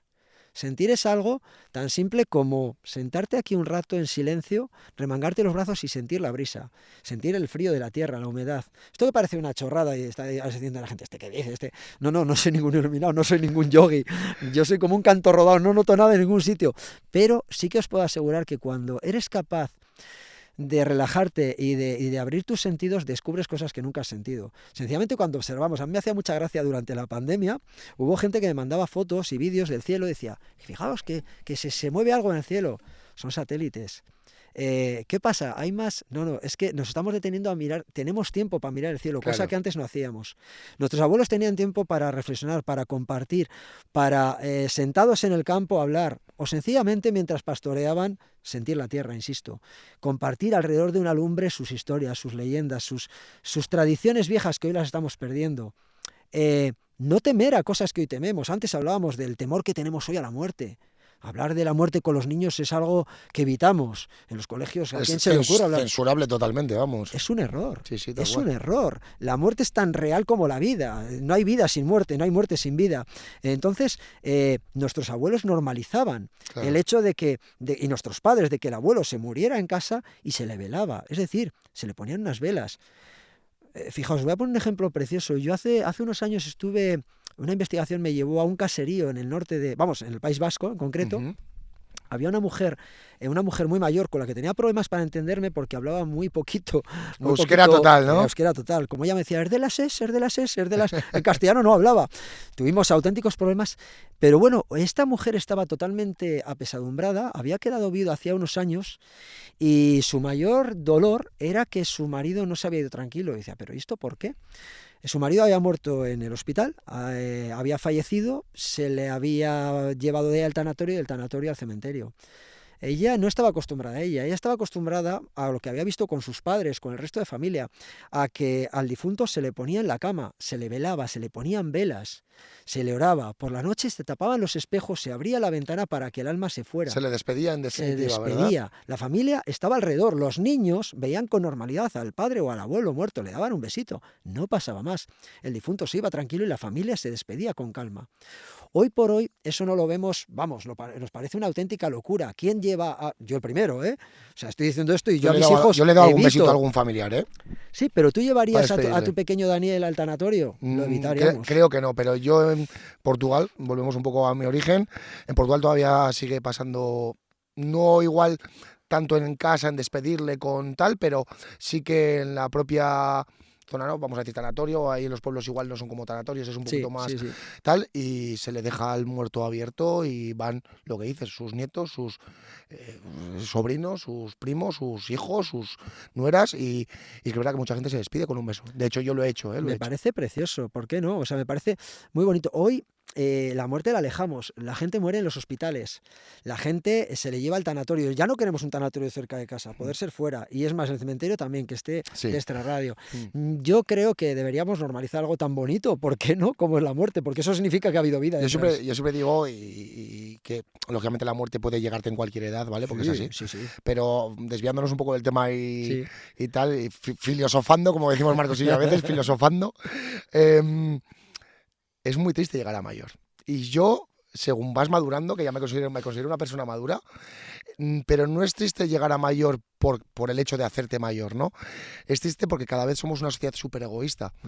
Nuestros abuelos nos estorban. Nuestros padres, llega un momento que dices, ya, es que yo tengo un ritmo de vida muy fuerte, es que yo estoy a lo mío, es que yo tengo mis temas, mis historias, mi trabajo, mi vida, ¿no? En definitiva. Y mis padres me comienzan a estorbar. Y en algún momento en el cual yo me meto en el saco también, lo pensamos en algún momento.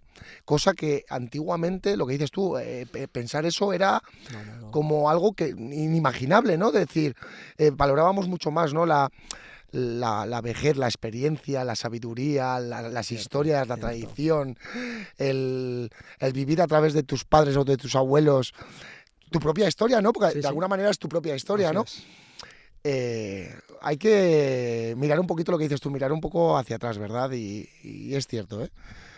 Yo, yo, Me he yo, quedado tocado con ese tema, ¿eh? La verdad no, que no, no, no, no, no. Yo te deja creo, un poquito pensativo ese te tema. deja pensativo y es cierto, pero bueno, yo creo que en la medida de lo posible lo que hay que hacer es dar cariño hasta el último Ya de los está, tal días. cual, ¿verdad? A veces es cierto que las circunstancias, y Pero es verdad que a veces una cara arrugada, Juanjo, no es bonita. no, no es No la bonita. entendemos la sociedad como bonita porque parece como que Pues ya no está en fíjate, la onda, ya está viejo, está chocho, como ay, pero mira, decimos. eso es diferente y a mí, joder, Y eso da mucha rabia, ¿eh? Da me mucha encanta rabia. filosofar contigo, me encanta y me uno a ello, porque es que estoy totalmente de acuerdo, pero fíjate, esas arrugas son experiencias, son Claro, vivencias, claro, son sabiduría. claro. Yo, Jara, mi pequeña, un día me vacilaba y decía, papá, es que tu amigo más joven de los pueblos tiene 80 años.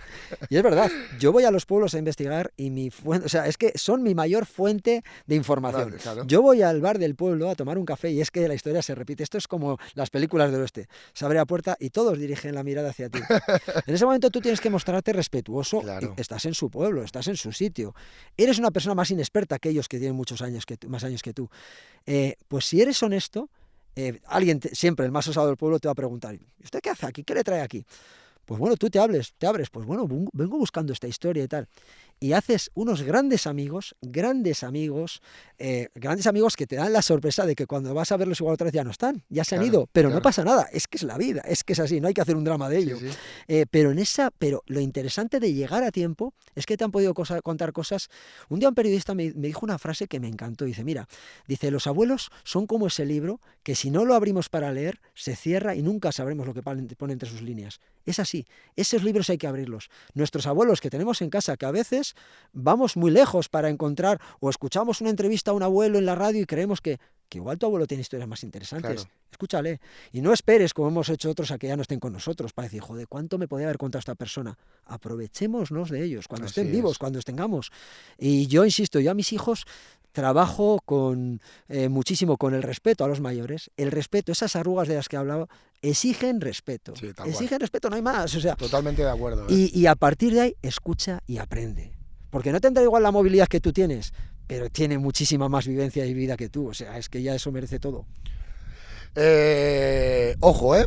Y eso es un mensaje súper bonito para la gente que nos está viendo, ¿eh? Juanjo, vamos a hablar de Miranda un poco, ¿no? Cago en 10, que estamos aquí filosofando y no hablamos de Miranda. Miranda, ¿qué casos estás encontrando en Miranda? ¿Qué casos te han impactado más? Me gustaría luego que hicieras una pequeña pincelada, si no te importa, el tema del chantre, Sí. que yo personalmente estoy un poco perdido, pensé un poco la historia a grandes pinceladas, lógicamente, pero me gustaría que la contaras tú Sí, hombre. ¿no? Por Sí, tus sí, investigaciones y demás. No sé, qué hay en Miranda, joder, hostia, que en Miranda somos pequeñitos, pero algo habrá. Digo, oye, el Tenemos otro día cositas. dijo Tony Caballero, el periodista del Correo, dijo, en Miranda no sé qué tenemos, pero damos mucho de qué hablar. ¿En esto también? Para bien y para mal, sí. Sí. Tenemos casos. Bueno, si nos vamos más antiguo, luego hablamos un poco de nuestro querido Pascual Martínez Sí. del Chantre. Pero bueno, tenemos casos. Un caso que fue tuvo mucha resonancia incluso a nivel nacional, porque bueno, al final fue fruto de por lo menos un par de programas de Cuarto Milenio. Fue el que llamamos caso Matillas. Aunque en su momento tratamos de desviar el tiro y que no se supiera dónde fue, no sabemos muy bien por qué se filtró la información. Y fue un caso que salió en Cuarto Milenio, que cubrió nuestro amigo Enrique Chazarra. Y era un caso muy curioso en el que en una casa pues, se daban fenómenos extraños. Aparecían manchas de sangre por la pared, los perros tenían un extraño comportamiento en un determinado sitio, incluso aseguraban que había fenómenos como que las puertas de los armarios de la cocina se abrían, se cerraban, etcétera, etcétera. Hasta allí fue el equipo de Cuarto Milenio encabezado por Javi Pérez Campos y por Enrique Chazarra. Y fue muy curioso porque en ese momento estaba en una conexión con Milenio 3 en vez de Cuarto Milenio por la radio. Estaba en una conexión, no estaba en ese momento en directo, estaba Iker hablando de otro tema, cuando Enrique Chazarra, desde el estudio, desde Miranda, desde esa casa, pidió paso urgente a Quique, o sea, a Iker Jiménez. ¿Y por qué? Porque en ese momento Enrique Chazarra estaba hablando con la mujer y estaba viendo ante sus propios ojos cómo de la piel de la mujer empezaba a brotar sangre, sin que se hubiera tocado ni nada. El equipo de Cuarto Milenio hay que decir que rápidamente puso un equipo médico a disposición y de científicos a disposición de esta casa, de esta familia.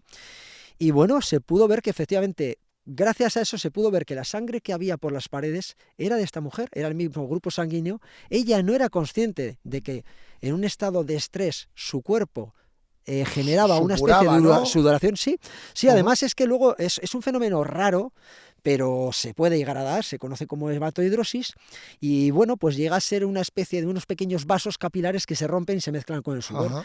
Esta mujer, pues sin saber, pues por la noche o en un estado de angustia, se tocaba y a la mañana siguiente encontraba sangre en la pared.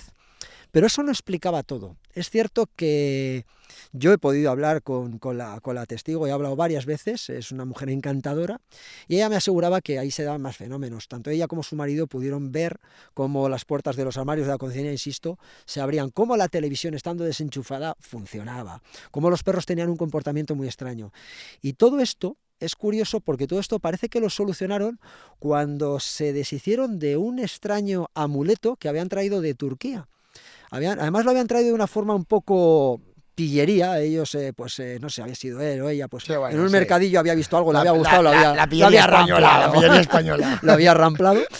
Y bueno, me parece que fue Carmen Porter, la mujer de Iker, quien preguntó, oye, ¿vosotros habéis traído algún objeto o no sé si fue algún telespectador quien hizo esta pregunta y la transmitió Carmen? Y ella dijo, pues sí, hemos traído un objeto. Pues bueno, me asegura esta mujer, la testigo, que se deshicieron de esa especie de escapulario, crucifijo, y los fenómenos cesaron. Fíjate. Pero desde luego estuvo bastante inquietos, porque los fenómenos sí que parece que se daban. La hematohidrosis tiene una explicación, pero el resto de fenómenos por lo menos eran más complicados. Luego, tengo un caso en la actualidad. ¿Se llegó a saber el amuleto del que hablas, de qué origen venía, la antigüedad que tenía? No se supo más, ¿no? De hecho, no me dijeron, pero no puedo decir dónde se deshicieron de él, pero tiene su cierta gracia y coña. Se deshicieron de él, no sabemos lo que estará pasando. Algunos si nos aparecerá algún día, ya verás tú. No sabemos lo que estará pasando, pero lo cierto es que los fenómenos cesaron. Y tenemos más casos. Yo llevo 3 años detrás de un caso alucinante en Miranda, de que algún día hablaremos. Hemos dado alguna pincelada, porque lo mismo lo estoy investigando, pues también con médicos, con psicólogos, en Miranda, y es una mujer que sufre lo que podríamos llamar, según ella, son unas agresiones. Ella de repente en mitad de la noche despierta con la sensación de que alguien está agarrando su brazo, su pierna, diferentes zonas del cuerpo, y cuando abre los ojos se despierta y se levanta el pijama, aparecen siempre 4 rayas paralelas que ella dice que son 4 dedos. Yo he visto esas quemaduras, son quemaduras realmente, son quemaduras de 2º grado, las heridas están ahí, son cicatrices que algunas de ellas le van a quedar ya para siempre. Pero yo, como antes decía, mi primer objetivo era ver si el testigo me la quería dar. Yo, de hecho, llegué a pensar, por ejemplo, en este caso, que podía tratarse de la parrilla del horno, por ejemplo, ¿no? Pero bueno, los fenómenos siguieron dándose de mayor forma, hasta el punto que las agresiones, porque ella determina que son agresiones por parte de alguna entidad, se manifestaban en forma de cortes. Y hemos hecho investigaciones con ella y hemos sido testigos, hemos sido, tanto mi amigo Adrián, que es psicólogo, director del podcast La Posada del Cuervo, como yo, hemos sido testigos de cómo, sin que nadie la toque, ella nota que alguien está agarrando sus manos y aparecen unas quemaduras, o cómo, estando yo a muy poca distancia, a 50 centímetros de ella, sin que ella se haya tocado y sea consciente, de repente está notando una entidad cerca y de su cuello empieza a brotar un hilo de sangre y hay un corte bastante interesante. Es un tema que estamos investigándolo bastante de cerca. ¿A día de hoy lo sigue sufriendo? A día de hoy lo sigue sufriendo. Lleva unos meses con más mayor serenidad, pero bueno, a esto se acompañan además infinidad de fenómenos en su casa, incluido un supuesto muñeco que parece que habla él solo. Tenemos grabaciones de vídeos, yo me lo llevé a mi casa, en casa no dijo ni mu, pero con ella hay vídeos. Estaba avergonzado, joder. Sí, yo creo que sí. También hay que decir que Erika, mi mujer, amenazó directamente y dice, como hable va por la ventana. Yo creo que eso fue suficiente. Dijo, hostia, que aquí no se habla con tonterías. No, pero es un fenómeno muy curioso, y yo tengo un caso muy brevemente, que fue flipante. Además, una casa de nueva construcción en una zona nueva de Miranda, una familia con un niño pequeño, y están totalmente asustados, porque de un tiempo aquí se van dando fenómenos. Empieza el padre, viendo sombras, una sombra bajita, que le ve correr por diferentes sitios, no dice nada a su mujer por miedo a que ésta se asuste. pero ya un día llega el sumum cuando un día él está bañando al crío, está la bañera infantil dentro de la bañera grande, están ellos dos solos en casa, tiene la puerta del baño abierta y el pasillo está a oscuras, únicamente sale la luz que sale del baño. Cuando él está bañando al crío, insisto, y ve por el rabillo del ojo una figura que atraviesa el pasillo. Pero lo que le alucina es que el niño también levanta la mirada, dirige la mirada hacia allí. Oh. En ese momento, él dice, Óscar, ¿qué has visto? ¿Qué has visto? Y el niño, señalando, dice, el nene. Él reconoce que en ese momento saca al niño de la ducha, le tapa, enciende todas las luces y cuando llega su mujer está destrozado de miedo y ella confiesa que también, que ella lo ha vivido bastantes veces. Hostia, y se dan fenómenos muy, muy curiosos. No tuve la oportunidad, no me dejaron investigar, por mucho que insistí. Y bueno, pues mira, en este caso, por ejemplo, hay que decir que parece que funcionó. Recurrieron a una curandera del pueblo de ella, exigió ciertos rituales y parece que los fenómenos cesaron. Pero fue una familia que estuvo muy, muy angustiada mucho tiempo. Joder. ¡Oh! Si notas que algo te está mirando, este podcast no es para ti, ¿no? Se suele decir. O sea, que hay historias en Miranda que... Hay historias. Que, joder, Sí. a la gente no le gusta que digamos pueblos, somos una ciudad muy pequeñita, joder, al final... pero hay historias. Y yo seguro que hay más, estoy seguro que hay más, lo que pasa es que antes lo que decías, ese miedo, ese tabú a contarlo. Yo por eso siempre digo que yo, por ejemplo, desde la parte de los investigadores que nos movemos aquí en Miranda, Juan Gelarradi, son gente muy seria y desde luego la discreción es total. Y muchas creo veces, que también es muy importante en vuestro trabajo. Hombre, ¿verdad? por supuesto. Ya digo que hay muchos casos que nos guardamos y es una pena, porque hay casos que sé que podrían llegar muy lejos, pero bueno, nos guardamos porque así lo quiere el testigo. Nuestro querido Chantre. Nuestro querido Chantre. Y bien que querido. Pues además mira, que está un poco relacionado también con la religión, ¿no? Realmente. Sí, claro, es que de hecho Chantre, de hecho, es un cargo eclesiástico. Claro. La palabra chantre viene de maestro del coro y era el que se encargaba de dirigir procesiones, de llevar las cuentas de los conventos, los monasterios, etcétera. ¿Vamos bien, Marcos? ¿todo bien? Perfecto, Sí, vale. que me lío a hablar y no paramos. No, más que nada por las cámaras, va todo bien, ¿no? Venga, va, seguimos con el chantre. Pues Lo curioso es que normalmente la batería se tenía que haber acabado ya y está todavía ahí a tope. Pues mira, está echando una se mano. Es más raro. Bueno, pues nos estamos yendo al siglo XIV. Siglo XIV, Miranda es una villa muy pequeñita y en ella pues vive un vecino que se llama Pascual Martínez, como decimos, es chantre, hoy se le conocemos como el chantre, y viene además de una diócesis importante como es Calahorra. Este hombre nos cuenta la leyenda... O sea, no es mirandés. No Claro. sabemos, es que la historia es una pena. Este hombre nació antes de que hubieran llegado los Reyes Católicos. Que ellos, una cosa que hicieron buena que fue ya empezar a recopilar, guardar mucha información. Claro. No tenemos muchos datos de él. Sabemos que vino de Calahorra, no sabemos si era de Calahorra o ya sus últimos años vino a Miranda por su ciudad natal. No lo sabemos.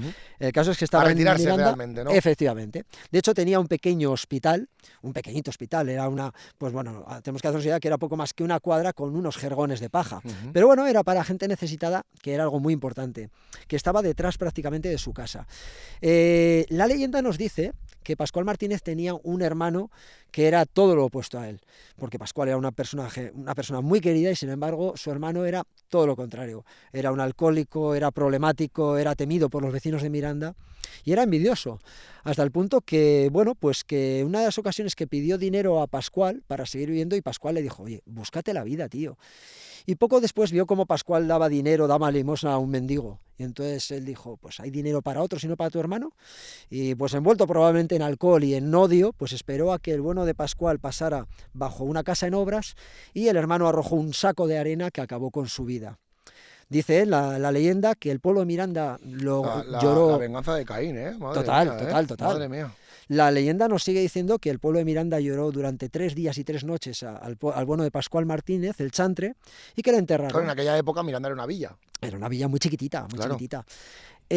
Dicen que, que tiempo después hubo una riada, una de esas muchas riadas que tenía Miranda, y que entre otros cuerpos del cementerio arrastró el del chantre. Pero curiosamente, casi milagrosamente nos decían, venciendo la corriente del agua se quedaba estacionado frente a la iglesia de Santa María de Altamira. El resto de cuerpos bajaban arrastrados y dicen, como si de una mano invisible se tratara, el cuerpo de Pascual le dejaba estacionado frente a la iglesia de Santa María. bajó la riada y le volvieron a enterrar. Este suceso sucedió una segunda y hasta una tercera vez, y entonces alguien dijo, igual lo que quiere es ser enterrado dentro de la iglesia. Si me están hablando ya unas cuantas veces, algo pasa, ¿no? Igual quiere algo. Y entonces fue enterrado dentro de la iglesia, que es donde hoy podemos verle. La leyenda seguía diciendo que la momia del cuerpo de Pascual Martínez, del chantre, le crecían las uñas, le crecía el pelo, incluso que tenía elasticidad. Y esto es lo que los vecinos de Miranda, es la leyenda con la que nos hemos criado, y es lo que la gente de Miranda conoce. Lo que muchos todavía no saben es la historia real. Esto no es una investigación mía, ¿eh? Hay gente de la Fundación Cantera Burgos que han hecho un trabajo alucinante, maravilloso, y yo que le hacen un favor muy grande a Miranda. Algún día les tendremos en el podcast si les apetece, ¿verdad? Tenéis gente fantástica, en esa fundación. Dando una charla en La Madre, ¿verdad? Hace 6 años, por lo menos, antes. Estuve yo también. Antes post-COVID, no, ¿cómo antes, se dice? Pre-COVID, sí. Y me pareció súper interesante esa charla que hicieron. Maravillosa, sí. Pues invitarlos porque son fantásticos. Pues gracias a ellos, por ejemplo, sabemos que Pascual Martínez efectivamente existió, porque ahí tenemos su cuerpo, pero no tenemos la constancia de que tuviera un hermano. Sí que es curioso porque sí que hay documentos que nos hablan de un hijo que tuvo una historia flipante, porque el hijo sí que sabemos que en las revueltas con los judíos en Miranda, el hijo fue uno de los que pasó a cuchillo a varios judíos, y en el que entonces en ese momento estaba luchando ahí por la monarquía, como era además Pedro el Cruel, con ese apodo podemos imaginar. Pedro el Cruel, esto le sentó muy mal, vino de Briesca a Miranda y cogió al hijo de Pascual y a otros dos, y en modo de castigo les coció vivos. Eso sabemos que fue real. Pero el resto que hemos hablado es una leyenda. Es decir, Pascual sabemos, como decimos, que vivió en Miranda, que tuvo un hospital. Vivió Pascual donde hoy está la iglesia de Santa María, entonces todavía era un solar, y detrás tenía el hospital. Era un hombre de caridad, era un hombre realmente un benefactor, era un hombre muy bondadoso, pero parece que murió de causas naturales. ¿La leyenda cuándo surge? Bueno, hay un periodista que nos habla de ello en el diario ABC en el año 1931. Se llama José Luis Barberán. Y antes de ayer, ¿eh? Antes de ayer. Pero fijaos, pero es la leyenda que nos ha quedado. Ajá. Esa leyenda, lo que yo no tengo claro, nadie tenemos claro, es si esa leyenda se la inventó el periodista o alguien se la contó al periodista y el periodista la plasmó en ese periódico. De esa manera. Porque, bueno, está perfectamente plasmado lo que os he contado, de que le había matado a su hermano, cosa que no es verdad, o que le crecían las uñas y el pelo, o que tenía elasticidad. No le crecen las uñas, quienes hayáis podido verlo, vemos que no tiene, le faltan algunas falanges. Es verdad que las uñas, podemos decir, las tiene muy largas. Es un fenómeno natural de retracción de la piel. Cuando el cuerpo se seca al fallecer, se deshidrata, claro, eso se recoge y la uña parece que sale más. Claro. Pelo no le crece sencillamente porque no tiene, si nos fijamos vamos a ver 2 mechoncitos. Y elasticidad, es un cuerpo de 7 siglos, es un auténtico, no voy a decir milagro, pero una curiosidad que es el habitante de Miranda con más años. Con más años. Claro, es que un cuerpo de 7 siglos se conserve de una pieza es auténticamente enigmático, salvo que haya sido momificado de forma artificial, cosa que no ha sido. Pero bueno, puede haber modificaciones naturales que lo expliquen, pero el hecho de una elasticidad es imposible. Hasta que, bueno, aparece una postal en la que efectivamente vemos cómo en una foto posiblemente de los años 20-30, el que creemos que es el sacristán coge el cuerpo de Pascual, lo levanta a 90 grados para hacerle la fotografía. Entonces parece que tiene elasticidad.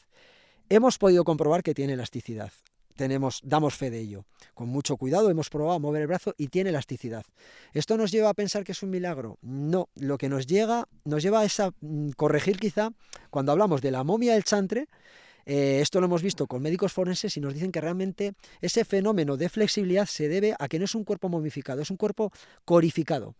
La corificación es un fenómeno natural, extraño, pero natural, por el cual la piel adquiere una cierta textura elástica y entonces en vez de romperse, pues hace que llegue a tener esa cierta elasticidad. Y es gracias a ello está aquí, porque fijaos, a mí hay gente muy mayor ya de Miranda que recuerda cómo de niños cogían el cuerpo de Pascual, se lo ponían a hombros y salían corriendo para asustar a los más pequeños.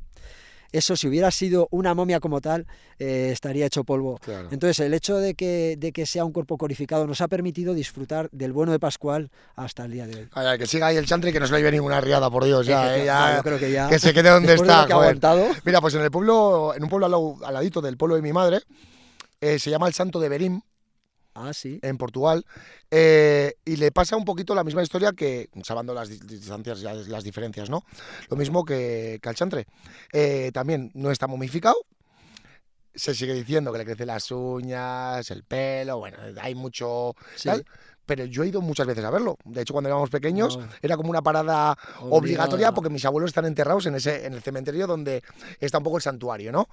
Y, joder, Qué macho, bueno. da Qué impresión. Cada bueno. vez que lo veo digo, joder, digo, y el tío no envejece, ¿eh? O sea, sí, No, igual que no. cuando yo era pequeño, ¿eh? Y desapareceremos nosotros y nuestros Y huesos y seguirán, ellos seguirán ¿verdad? allí, ¿Eh? eso seguro. Es un fenómeno bastante... Es curioso. Llámalo lo que dices tú, llámalo milagro, llámalo ciencia, llámalo algo Sí, inexplicable, pero... cualquier enterrador te dirá que, bueno, que no es extraño cuando exhuman cuerpos, Ujú, encontrar algún cuerpo todavía de una pieza, ¿eh? O sea, ujú, no es extraño del todo en función del pH del cuerpo, el tipo de claro. enterramiento, se puede dar, se puede dar. Fíjate, nosotros, y esto lo voy a hacer como chascarrillo ya, cuando tiramos el viejo Reisman, que nos Sí. estaba dando pena, mientras lo tirábamos nos daba pena, yo estuve ahí currando desde el primer día,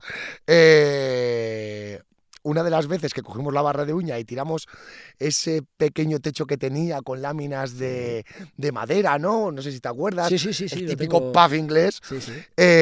y una de esas veces yo tiré más de la cuenta y rompí varias láminas y me cayó en mis pies y te lo estoy contando y lo estoy viendo, o sea, un gato Wow. totalmente momificado, con la boca abierta, o sea, esto es verídico, ¿eh?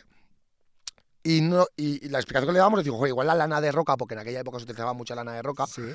igual la lana de roca se pudo meter desde el patio trasero, que había un patio trasero, bueno, Ah, lo hay, de hecho, ahora está tapiado, ¿no? Del patio trasero entraría por el bar, se quedaría como perdido entre sí, sí. el falso techo, vamos a decir, de esas tarimas, y se quedó como momificado. O Momificado. sea, y me acuerdo, y bueno, mi hermano estaba conmigo también, y de verlo, joder, macho, y es algo Qué bueno. impresionante. Y lo que no sabemos, lo que nunca vamos a saber, lógicamente, porque inmediatamente lo tiramos, lógicamente, que no se va a quedar ahí de... En el bar no quedaba bien. Lo que nos cuidó de decir, ¿cuántos años llevaría ese gato Sí, sí, sí. ahí puesto? Que igual llevaba un año, pero que a saber los años que llevaría ahí, que igual el Risman estaba de karaoke, Sí, sí, todos sí. de fiesta y el gato El estaba ahí, gato es estaba tipo... aguantando. Es curioso, macho, es curioso. Por Sí, eso te sí, digo que el tema de la interesante. momificación y tal Sí, sí, sí, sí, es sí. un mundo Da también, mucho. ¿verdad? Sí, sí, sí, sí. Has colaborado en televisión, has colaborado en radio, has colaborado, bueno, Marcos y yo nos hemos estado informando un poquito, Cuarto Milenio, bueno, en 4, ¿no? En Televisión Castilla y León, Sí. en Telemiranda tenías tu propio programa, ¿no? O tu En propio... Miranda FM tuvimos un programa de radio en Miranda FM, El Prisma de Ujú. Razón, y en Telemiranda también participamos cuando Eso había, también es, teníamos un tal espacio. cual, Sí, tal sí, cual. sí, sí. Entonces, ¿qué proyectos tienes en el futuro? ¿Qué va a ser de Juanjo en, yo qué sé, en Buah. los próximos 10 años? Uy, 10 años. En el transcurso En mis de ese últimos camino. 10 días voy a hacer muchísimas cosas. Pues soy un poco como vosotros, soy como bien has dicho, un culo inquieto.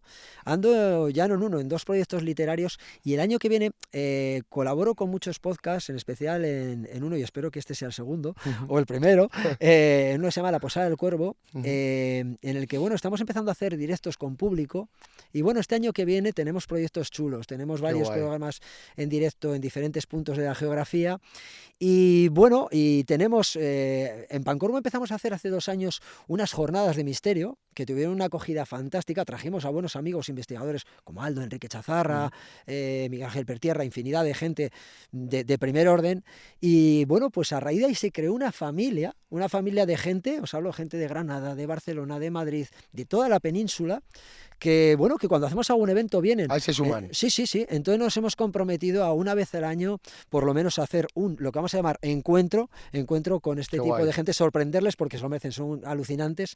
Entonces, pues proyectos mucho. Investigaciones, las que siguen saliendo. Tengo, a falta de uno, tengo 2 libros empezados. Ajá, Sí que aquí a los editores no les pongo, sí que no me comprometo a fechas, porque esto irá al ritmo claro. que vaya.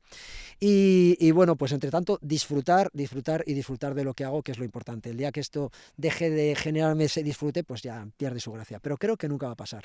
Eh, Y ahora ya, para terminar, y vamos a hacer un segundo podcast con Juanjo, tío, porque es que se me quedan moviendo cosas en el tintero, de verdad. Para terminar, por mi parte, por lo menos, primero darte las gracias, de verdad, por estar No, aquí, hombre, por contar, porque al final yo creo que esto también es guay, tío, el hablar de estos temas, porque veníamos hablando en el coche, además te lo he dicho, ya no sé de qué manera te lo he dicho, pero te lo he dicho, esto es como Camela, ¿no? A nadie le gusta Camela, pero todo el mundo se sabe las canciones, pues esto es un poquito igual. Sí, Nadie quiere creer, pero todos de alguna manera creemos, ¿no? Y creo que eso también le ayuda a la gente un poquito también que llegue, ¿no? En nuestra pequeña ventana, como decimos nosotros. Pero la última pregunta es, para Juanjo, ¿cuál ha sido, a nivel español, lo vamos a entrar a nivel mundial porque igual nos metemos en un frasco de mogollón de historias, cuál ha sido el caso que como investigador a nivel España te ha impactado más, no que lo hayas investigado, ¿no? Sino que lo hayas conocido y que digas, joder, este caso para mí es el que más me ha parecido importante o más me ha tocado? A mí hay un caso, que además es un caso que siempre nos genera cierto debate entre investigadores. Hay algunos que defienden que es un fraude, Ajá. algunos defendemos que es real. Yo siempre me guardo aquí un porcentaje de duda, Claro, está lógico. claro, pero es el caso de las Caras de Belmez de la Moraleda, un pequeño pueblo de Jaén en el que pues hace unos años aparecieron unos rostros en el suelo y unas figuras que siguieron apareciendo por la casa. Es un fenómeno alucinante, es un caso alucinante del que además igual, fíjate, igual tenemos suerte de poder grabar un programa dentro de esa casa, Qué en la guay. que todavía se pueden ver las caras. Para mí es un caso, como digo, real, que yo en su momento conocí además a María, la propietaria de la casa. Se han dado situaciones y casos y fenómenos muy curiosos en esa casa. Yo he hablado mucho, por ejemplo, de esa casa con Aldo Linares, que también la conoce, y él también dice que hay cositas allí. Para mí ese es un caso totalmente flipante. O, por ejemplo, un caso ovni, como el caso Manises, un caso también que luego el ejército trató de quitar hierro, pues bueno, poniendo una excusa ridícula a dos pilotos ultra, expertos y profesionales, incluido el de un caza militar, y bueno, trató de decir que lo que habían visto eran las luces de una base petrolera, cuando realmente estamos ante un fenómeno increíble de un objeto. Yo no digo que sea nave extraterrestre, de hecho no creo en ello, pero un objeto que desafió incluso primero a un avión de pasajeros y luego a dos cazamilitares. Para mí son dos casos a nivel nacional Que son icónicos, ¿no? Por Sí, así para mí decirlo. sí. Y ya la última pregunta, porque no me puedo marchar de este podcast, Marcos, sin esta pregunta. Yo tengo que reconocerte que a mí Iker Jiménez me cae de la hostia. Me cae muy bien, no sé qué tiene, pero me cae muy bien. Yo comencé a escucharlo y lo vas a entender fácilmente. El Milenio 3, cuando se hizo en el pabellón multifuncional de Vallas, Sí. fui de público con mis amigos porque, bueno, pues algunos amigos ya habían escuchado Milenio 3, tal y cual. Yo tengo que reconocer que yo, como vivía de los pubs, pues por la noche no lo escuchaba mucho, escuchaba más, más rock and roll. Pero a partir de ahí comencé a escucharle. Si no podía escuchar en directo, intentaba ver las grabaciones para escuchar Milenio 3. Y a mí Iker Jiménez me cae de la hostia. Joder, cuéntanos algo. ¿Cómo es Iker Jiménez? No, yo personalmente, fíjate, he estado con él un par de veces, Sí. pero he trabajado con su equipo. He trabajado con Javi Pérez Campos, con Luis Uriarte, con un montón de gente suya. Tengo mucha amistad con muchos de sus colaboradores directos. Con Iker, con Iker, como digo, he estado en un par de ocasiones. Seguramente él no sepa, bueno, mi nombre igual sí, pero no sepa quién soy, poco más. Me parece un comunicador increíble, pero también tengo que decir que es muy difícil ser investigador y ser comunicador al mismo tiempo. Y esto voy a decir va a sonar un poco feo, pero de ser honesto. No estoy diciendo con esto que Iker no sea honesto, pero sí, igual tienes que tirar un poco de sensacionalismo, igual a veces. Sí, hay que, ¿no? Al final yo entiendo que para llevar tantos años en la parrilla más puntual y tener esos números de audiencia hay que hacerlo muy bien. Prime time, total, vamos. Y es un comunicador impresionante. A él le debemos también, a él y a otros muchos, pero él es uno de los que debemos, que bueno, pues que el mundo del misterio... Rompió ese tabú, ¿verdad? Claro, antes lo hablábamos, que ya hemos pasado del Carlos Jesús, de toda esta gente de que venía de Raticulite y poco menos que a los amantes del misterio te relacionaban con ellos. Pues bueno, Iker ha sabido dar ese toque serio, riguroso, llevando a gente, científicos de primer orden y exponiendo y dando, pues bueno, las evidencias. A este claro, mundo, ¿no? claro. Y de hecho, pues ahora ya no nos da vergüenza hablar de esto. Claro. A los investigadores no nos da vergüenza. Y de hecho, lo que antes has contado es una auténtica verdad. El misterio, yo digo que vuelve a estar de moda. Vuelve a estar de moda gracias al trabajo bien hecho. Tenemos ahora un gran enemigo, que es todo esto de las redes, de los canales de YouTube y tal, que hay gente que se agarra a un clavo ardiendo y hay auténticos fantasmas físicos, Fantasmas de verdad, ¿no? y mucho jeta detrás de ello, entonces hay que tener mucho cuidado con todo esto, pero bueno, por suerte hay muchos investigadores, mucha gente que hace bien las cosas, muchos podcasters como vosotros, y que se enfocan en el misterio, y es alucinante el trabajo que están haciendo. Entonces yo creo que vamos por buen camino, e Iker es uno de los pioneros, a los que ¿no? se lo Por debemos, así decirlo. sin duda. Juanjo, encantado de que estés aquí, de verdad. Que hayas estado aquí, que hayamos estado los tres aquí, porque estamos fuera de nuestra zona de confort. Sí. Es la primera vez que salimos así a lo loco de casa, sin electricidad y sin nada, bueno, con la powerbank y poco más. Y que estamos súper agradecidos, de verdad. O sea, a mí es un mundo, como te he dicho antes, que soy un cagao, lo voy a decir públicamente, soy un cagao, pero sí que lógicamente siempre hay algo de escepticismo, ¿no? En todo esto. Claro. Pero, hostia, me encanta haber tenido esta charla contigo, porque creo que has estado muy guay, no voy a decir otra palabra, muy, muy guay. Yo he estado muy a gusto y bueno, insisto y lo digo de corazón, el agradecimiento va hacia vosotros porque, bueno, dar visibilidad a estos temas es muy importante, y bueno, animaros además a que sigáis con este podcast que es maravilloso, el que tratéis tantos temas tan interesantes, tan variados y de los que aprendemos tantísimo. O sea, daros las gracias a vosotros. Habrá parte 2, seguro. Marcos, últimas preguntas, ¿las tienes por ahí? Las tengo. Te iba a hacer una pregunta antes, que ya la acabas de responder. ¿Qué opinión tienes de esos programas, youtubers que se dedican, o que te venden temas de misterio y tal, pero que luego, claro, hay que ver la verdad que hay detrás de eso? Y ya más enfocado a televisión, los programas que para mí creo que son realities, que sobre todo programas norteamericanos. ¿Qué opinión tienes acerca de...? Mira, esto de Internet tiene la ventaja y la desventaja de que nos da la posibilidad a cualquiera de llegar a un extenso público. Entonces, cuando es para bien es guay, cuando es para mal puede hacer mucho daño. Yo veo que mucha de esta gente que ahora van de investigadores del misterio, a mí me hace mucha gracia, ¿no? Y vuelvo a ese término que yo no me gusta tanto, investigadores de lo inexplicable. Y se van con una cámara y van a un sitio abandonado, muchas veces propiedades privadas, muchas veces sitios en estado ruinoso con los peligros que conlleva, y no son conscientes de ello. Todos lo hemos hecho y todos lo hacemos, también voy a decir, pero con ciertos cuidados, y es que parece que es muy gratuito entrar a cualquier sitio con una grabadora y recoger cosas, y el tema es que hay mucha gente que lo sigue. Bueno, pues cuando esto se hace de forma altruista porque se divierten y tal, pues hay que dar la seriedad que hay que dar. Una investigación es mucho más, o una experimentación es mucho más serio que todo eso, es mucho más complicado que ir con una cámara o poner un detector de movimientos a ver si suena, es mucho más complejo, claro. Insisto, y es curioso que esta gente ahí donde va recoge cosas. Yo habré ido a miles de sitios y nunca me pasa nada, soy un puñetero canto rodado, como decía. Entonces, pues bueno, yo quiero creer que esa parte que es inocente, pues bueno, sin más, hay que tratarla como un hobby más, como quien se graba pues, sí, haciendo el chorra con la bici. Incluso, pero bueno, y así nos metemos en la televisión. Fíjate, has nombrado antes programas estadounidenses que están muy de moda ahora y son realities y como tal hay que darles esa veracidad. Muchos de ellos son pseudo investigadores, habría que ver todo lo que se hace, lo que se monta, entonces yo francamente no lo veo.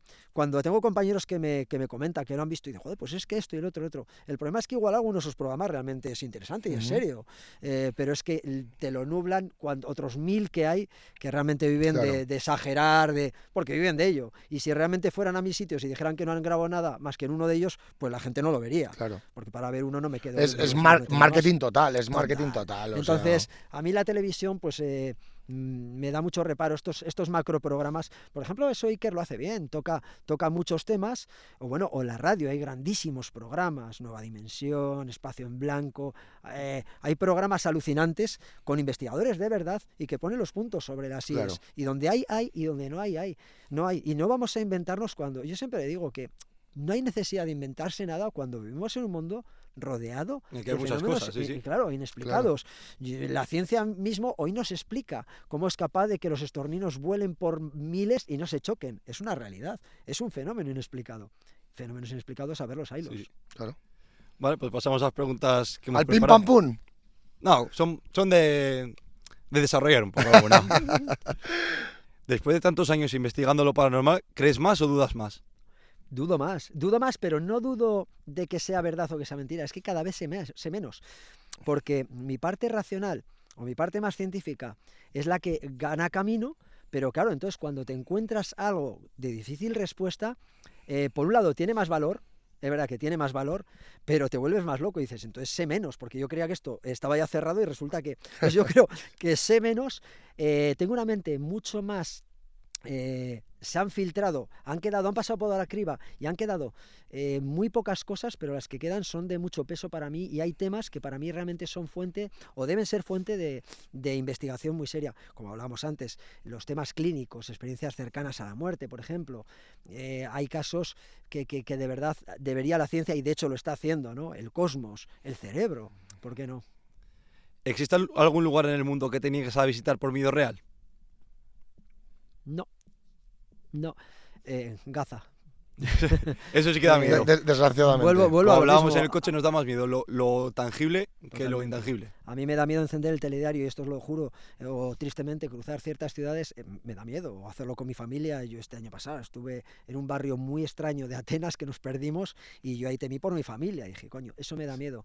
El miedo al más allá, por decirlo de alguna forma, no, hasta hoy no. Y enlazando con esta pregunta que se me acaba de ocurrir, ¿te gustaría algún día poder visitar el museo que tienen lo que era la familia de Lorraine Warren? Sí que me gustaría, además ahora que está muy de moda también la Sí. muñeca Annabelle. Sí, tal cual, tal Me cual. gustaría por curiosidad. Sí, porque como es una de las películas de este tema que igual más taquillera, que más ha visto, Sí, que más sí. ha esto, pues No, además es que es muy curioso porque ahora mismo Annabelle ha vuelto a ser centro de todos los focos. sí, porque hace poquito murió una Claro, persona, sí, un sí. investigador, además un investigador, hay que decir, muy serio, un tío muy correcto, una persona muy querida dentro del mundo del misterio en Estados Unidos, y curiosamente, pues bueno, estaba haciendo una gira con Annabelle, con él, ¿no? Con la famosa muñeca maldita. Fíjate, es cierto ¿eh? que lo que nos ha contado es que Annabelle no estaba, por ejemplo, en la habitación donde, donde él falleció. Aquí entra el sensacionalismo, ¿no? Sí. Claro. Pero me encantaría ver el museo, es más, me encantaría pasar una noche entre esos bichejos y muñecos que Ya, tienen. antes de pasar a la siguiente pregunta, no te lo he dicho, yo no veo nada de cine de terror. Bueno, Marcos lo sabe. No veo nada. A mí me encanta, O sea, pero no puedo verlo solo. Pues Pues tenéis mira. un mal asunto. Mal asunto, ¿eh? Sí, sí. Y si lo veo solo tiene que ser de día y con la luz clara del sol, si no, Sí, yo sí. por la noche no podría verlo. Yo no suelo ver tampoco cine de ese, no por nada, no me No me, suele- a mí, primero, no me llama la atención, tengo que decirlo. Sí. Y segundo, no me llama la atención. No sé si Yo me he es que me explicado. suelo decepcionar bastante, o sea, Sí. porque cuando he visto alguna película que te dicen basada en hechos reales y conoces el caso realmente, dices, joder, lo de basada en hechos Fíjate, reales. De los 120 minutos que dura la película, el hecho real es el primer minuto. Ya Sí, está. Tal cual, sí, tal sí, cual, tal cual, tal cual, no, tal cual. ¿Qué lleva siempre un investigador paranormal en su mochila? Pues mira, tengo por ahí la mochila, siempre, ya no en la mochila, sino si dejo la mochila en casa, siempre a cuestas llevo la libreta y el bolígrafo, siempre. Ajá. ¿Y cuál fue el momento más ridículamente gracioso en plena investigación? ¿Alguna anécdota así graciosa que te haya pasado? Sí, bueno, recuerdo, me costó mucho conseguir una entrevista a una persona que tenía estaba investigando un crimen del pasado siglo, y me costó mucho encontrar una persona, sabía que había una persona que conocía, había una canción que hacía mención a este crimen, había Sí. una coplilla, y me costó mucho encontrar y iba con la grabadora entusiasmado para grabarlo, cuando después de muchos cientos de kilómetros y muchos días conseguí, y la pobre mujer era totalmente tartamuda. O sea, fue frustrante porque no había forma de que la pobre mujer hilara dos palabras. Yo decía, esto tiene que ser broma. Y bueno, hace poco me ha vuelto a pasar otra. También, es que me pasan muchas. Yo podría ir a la ruina perfectamente. Hace poco fui a un pueblo a preguntar por una casa en la que se daban fenómenos, en la Rioja Alavesa. Y bueno, pues el que más sabía de ello era un hombre que había allí, que era manco, le faltaba el brazo desde mitad del brazo. Y cuando salimos, él estaba en el bar y dice, bueno, vamos que yo te digo, desde aquí se ve la casa. Y recuerdo, era el brazo derecho el que le faltaba, y me dice, aquella de ahí, y extendía el brazo que no tenía. Y claro, yo decía, aquella, y decía, no, la otra, decía, ojo, yo decía, ¿por qué no saca el otro brazo y me señala con el dedo? Me sentí como un gilipollas. Y al Era final diestro el tío, era diestro y no lo había. Pero vamos, no lo había no lo aceptado, había aceptado, todavía. total, El tío hizo 3 intentos y al cuarto dije, sí, que ya sé cuál es. Qué coña, yo no sabía, porque el muñón apuntaba a cualquier Claro. sitio. Y ahora, fíjate, nunca mejor dicho, el efecto fantasma se llama eso. Sí. Gente que no ha aceptado que es un miembro hombro no está Sí, y sigue, Sí, se llama el efecto fantasma, igual que los dolores fantasma. Mi Efectivamente. padre, por ejemplo, tiene una pierna amputada y el dolor fantasma. Y lo suelen corregir, etcétera, además, sí. mirándose en el espejo. Y Claro, demás, sí, por sí, ejemplo. es- Pero me llamó la atención porque este hombre me consta que llevaba bastantes años con esa. Sí, Entonces sí, yo hubo un pero momento que el también tío os estaba digo, emperrado, el tío estaba yo no emperrado. sé si me estaba vacilando. Yo de verdad que un par de veces le miro y digo, yo creo que se está riendo de mí. Y todavía no sé si él ahora estará contando en el bar diciendo, hay un gilipollas que le estuve señalando. O sea, no tengo claro quién se rió o de que quién. el tío, lo que te digo, está emperrado y... Sí, pero ya digo, ahí no atinamos. Entonces, momentos de estos sí, alguno más. Joder. Pues nada, por mi parte ya Por aquí estaría ya está. todo. Lo dejamos para una segunda Juanjo, parte. yo solo estoy diciendo a todos los invitados y a toda la gente que hace el podcast con nosotros, yo creo que va a haber segunda parte, porque Encantado. bueno, nos falta mogollón de cosas. Además, lo que te he dicho antes, el tema de la religión, el tema de tal, Sí. me gustaría tocar ciertas cosas que creo que pueden ser también interesantes para la gente. Así que nada, encantado. Muchísimas gracias. No sé si luego la próxima vez nos veremos en Ochate o en otro sitio, pero No oye, está aquí hemos tan estado mal. cómodos. Sí, no está Igual tan tenemos mal. espectadores y no nos está, o sea, y están gozando con nosotros. Bueno, así hay que decir, Oye, una pregunta, Marcos. para que lo sepan, que si van hasta el minuto 20 o así de podcast, escuchan voces, no son fantasmas. Había gente por aquí. Había gente por aquí alrededor, pululando, ¿verdad?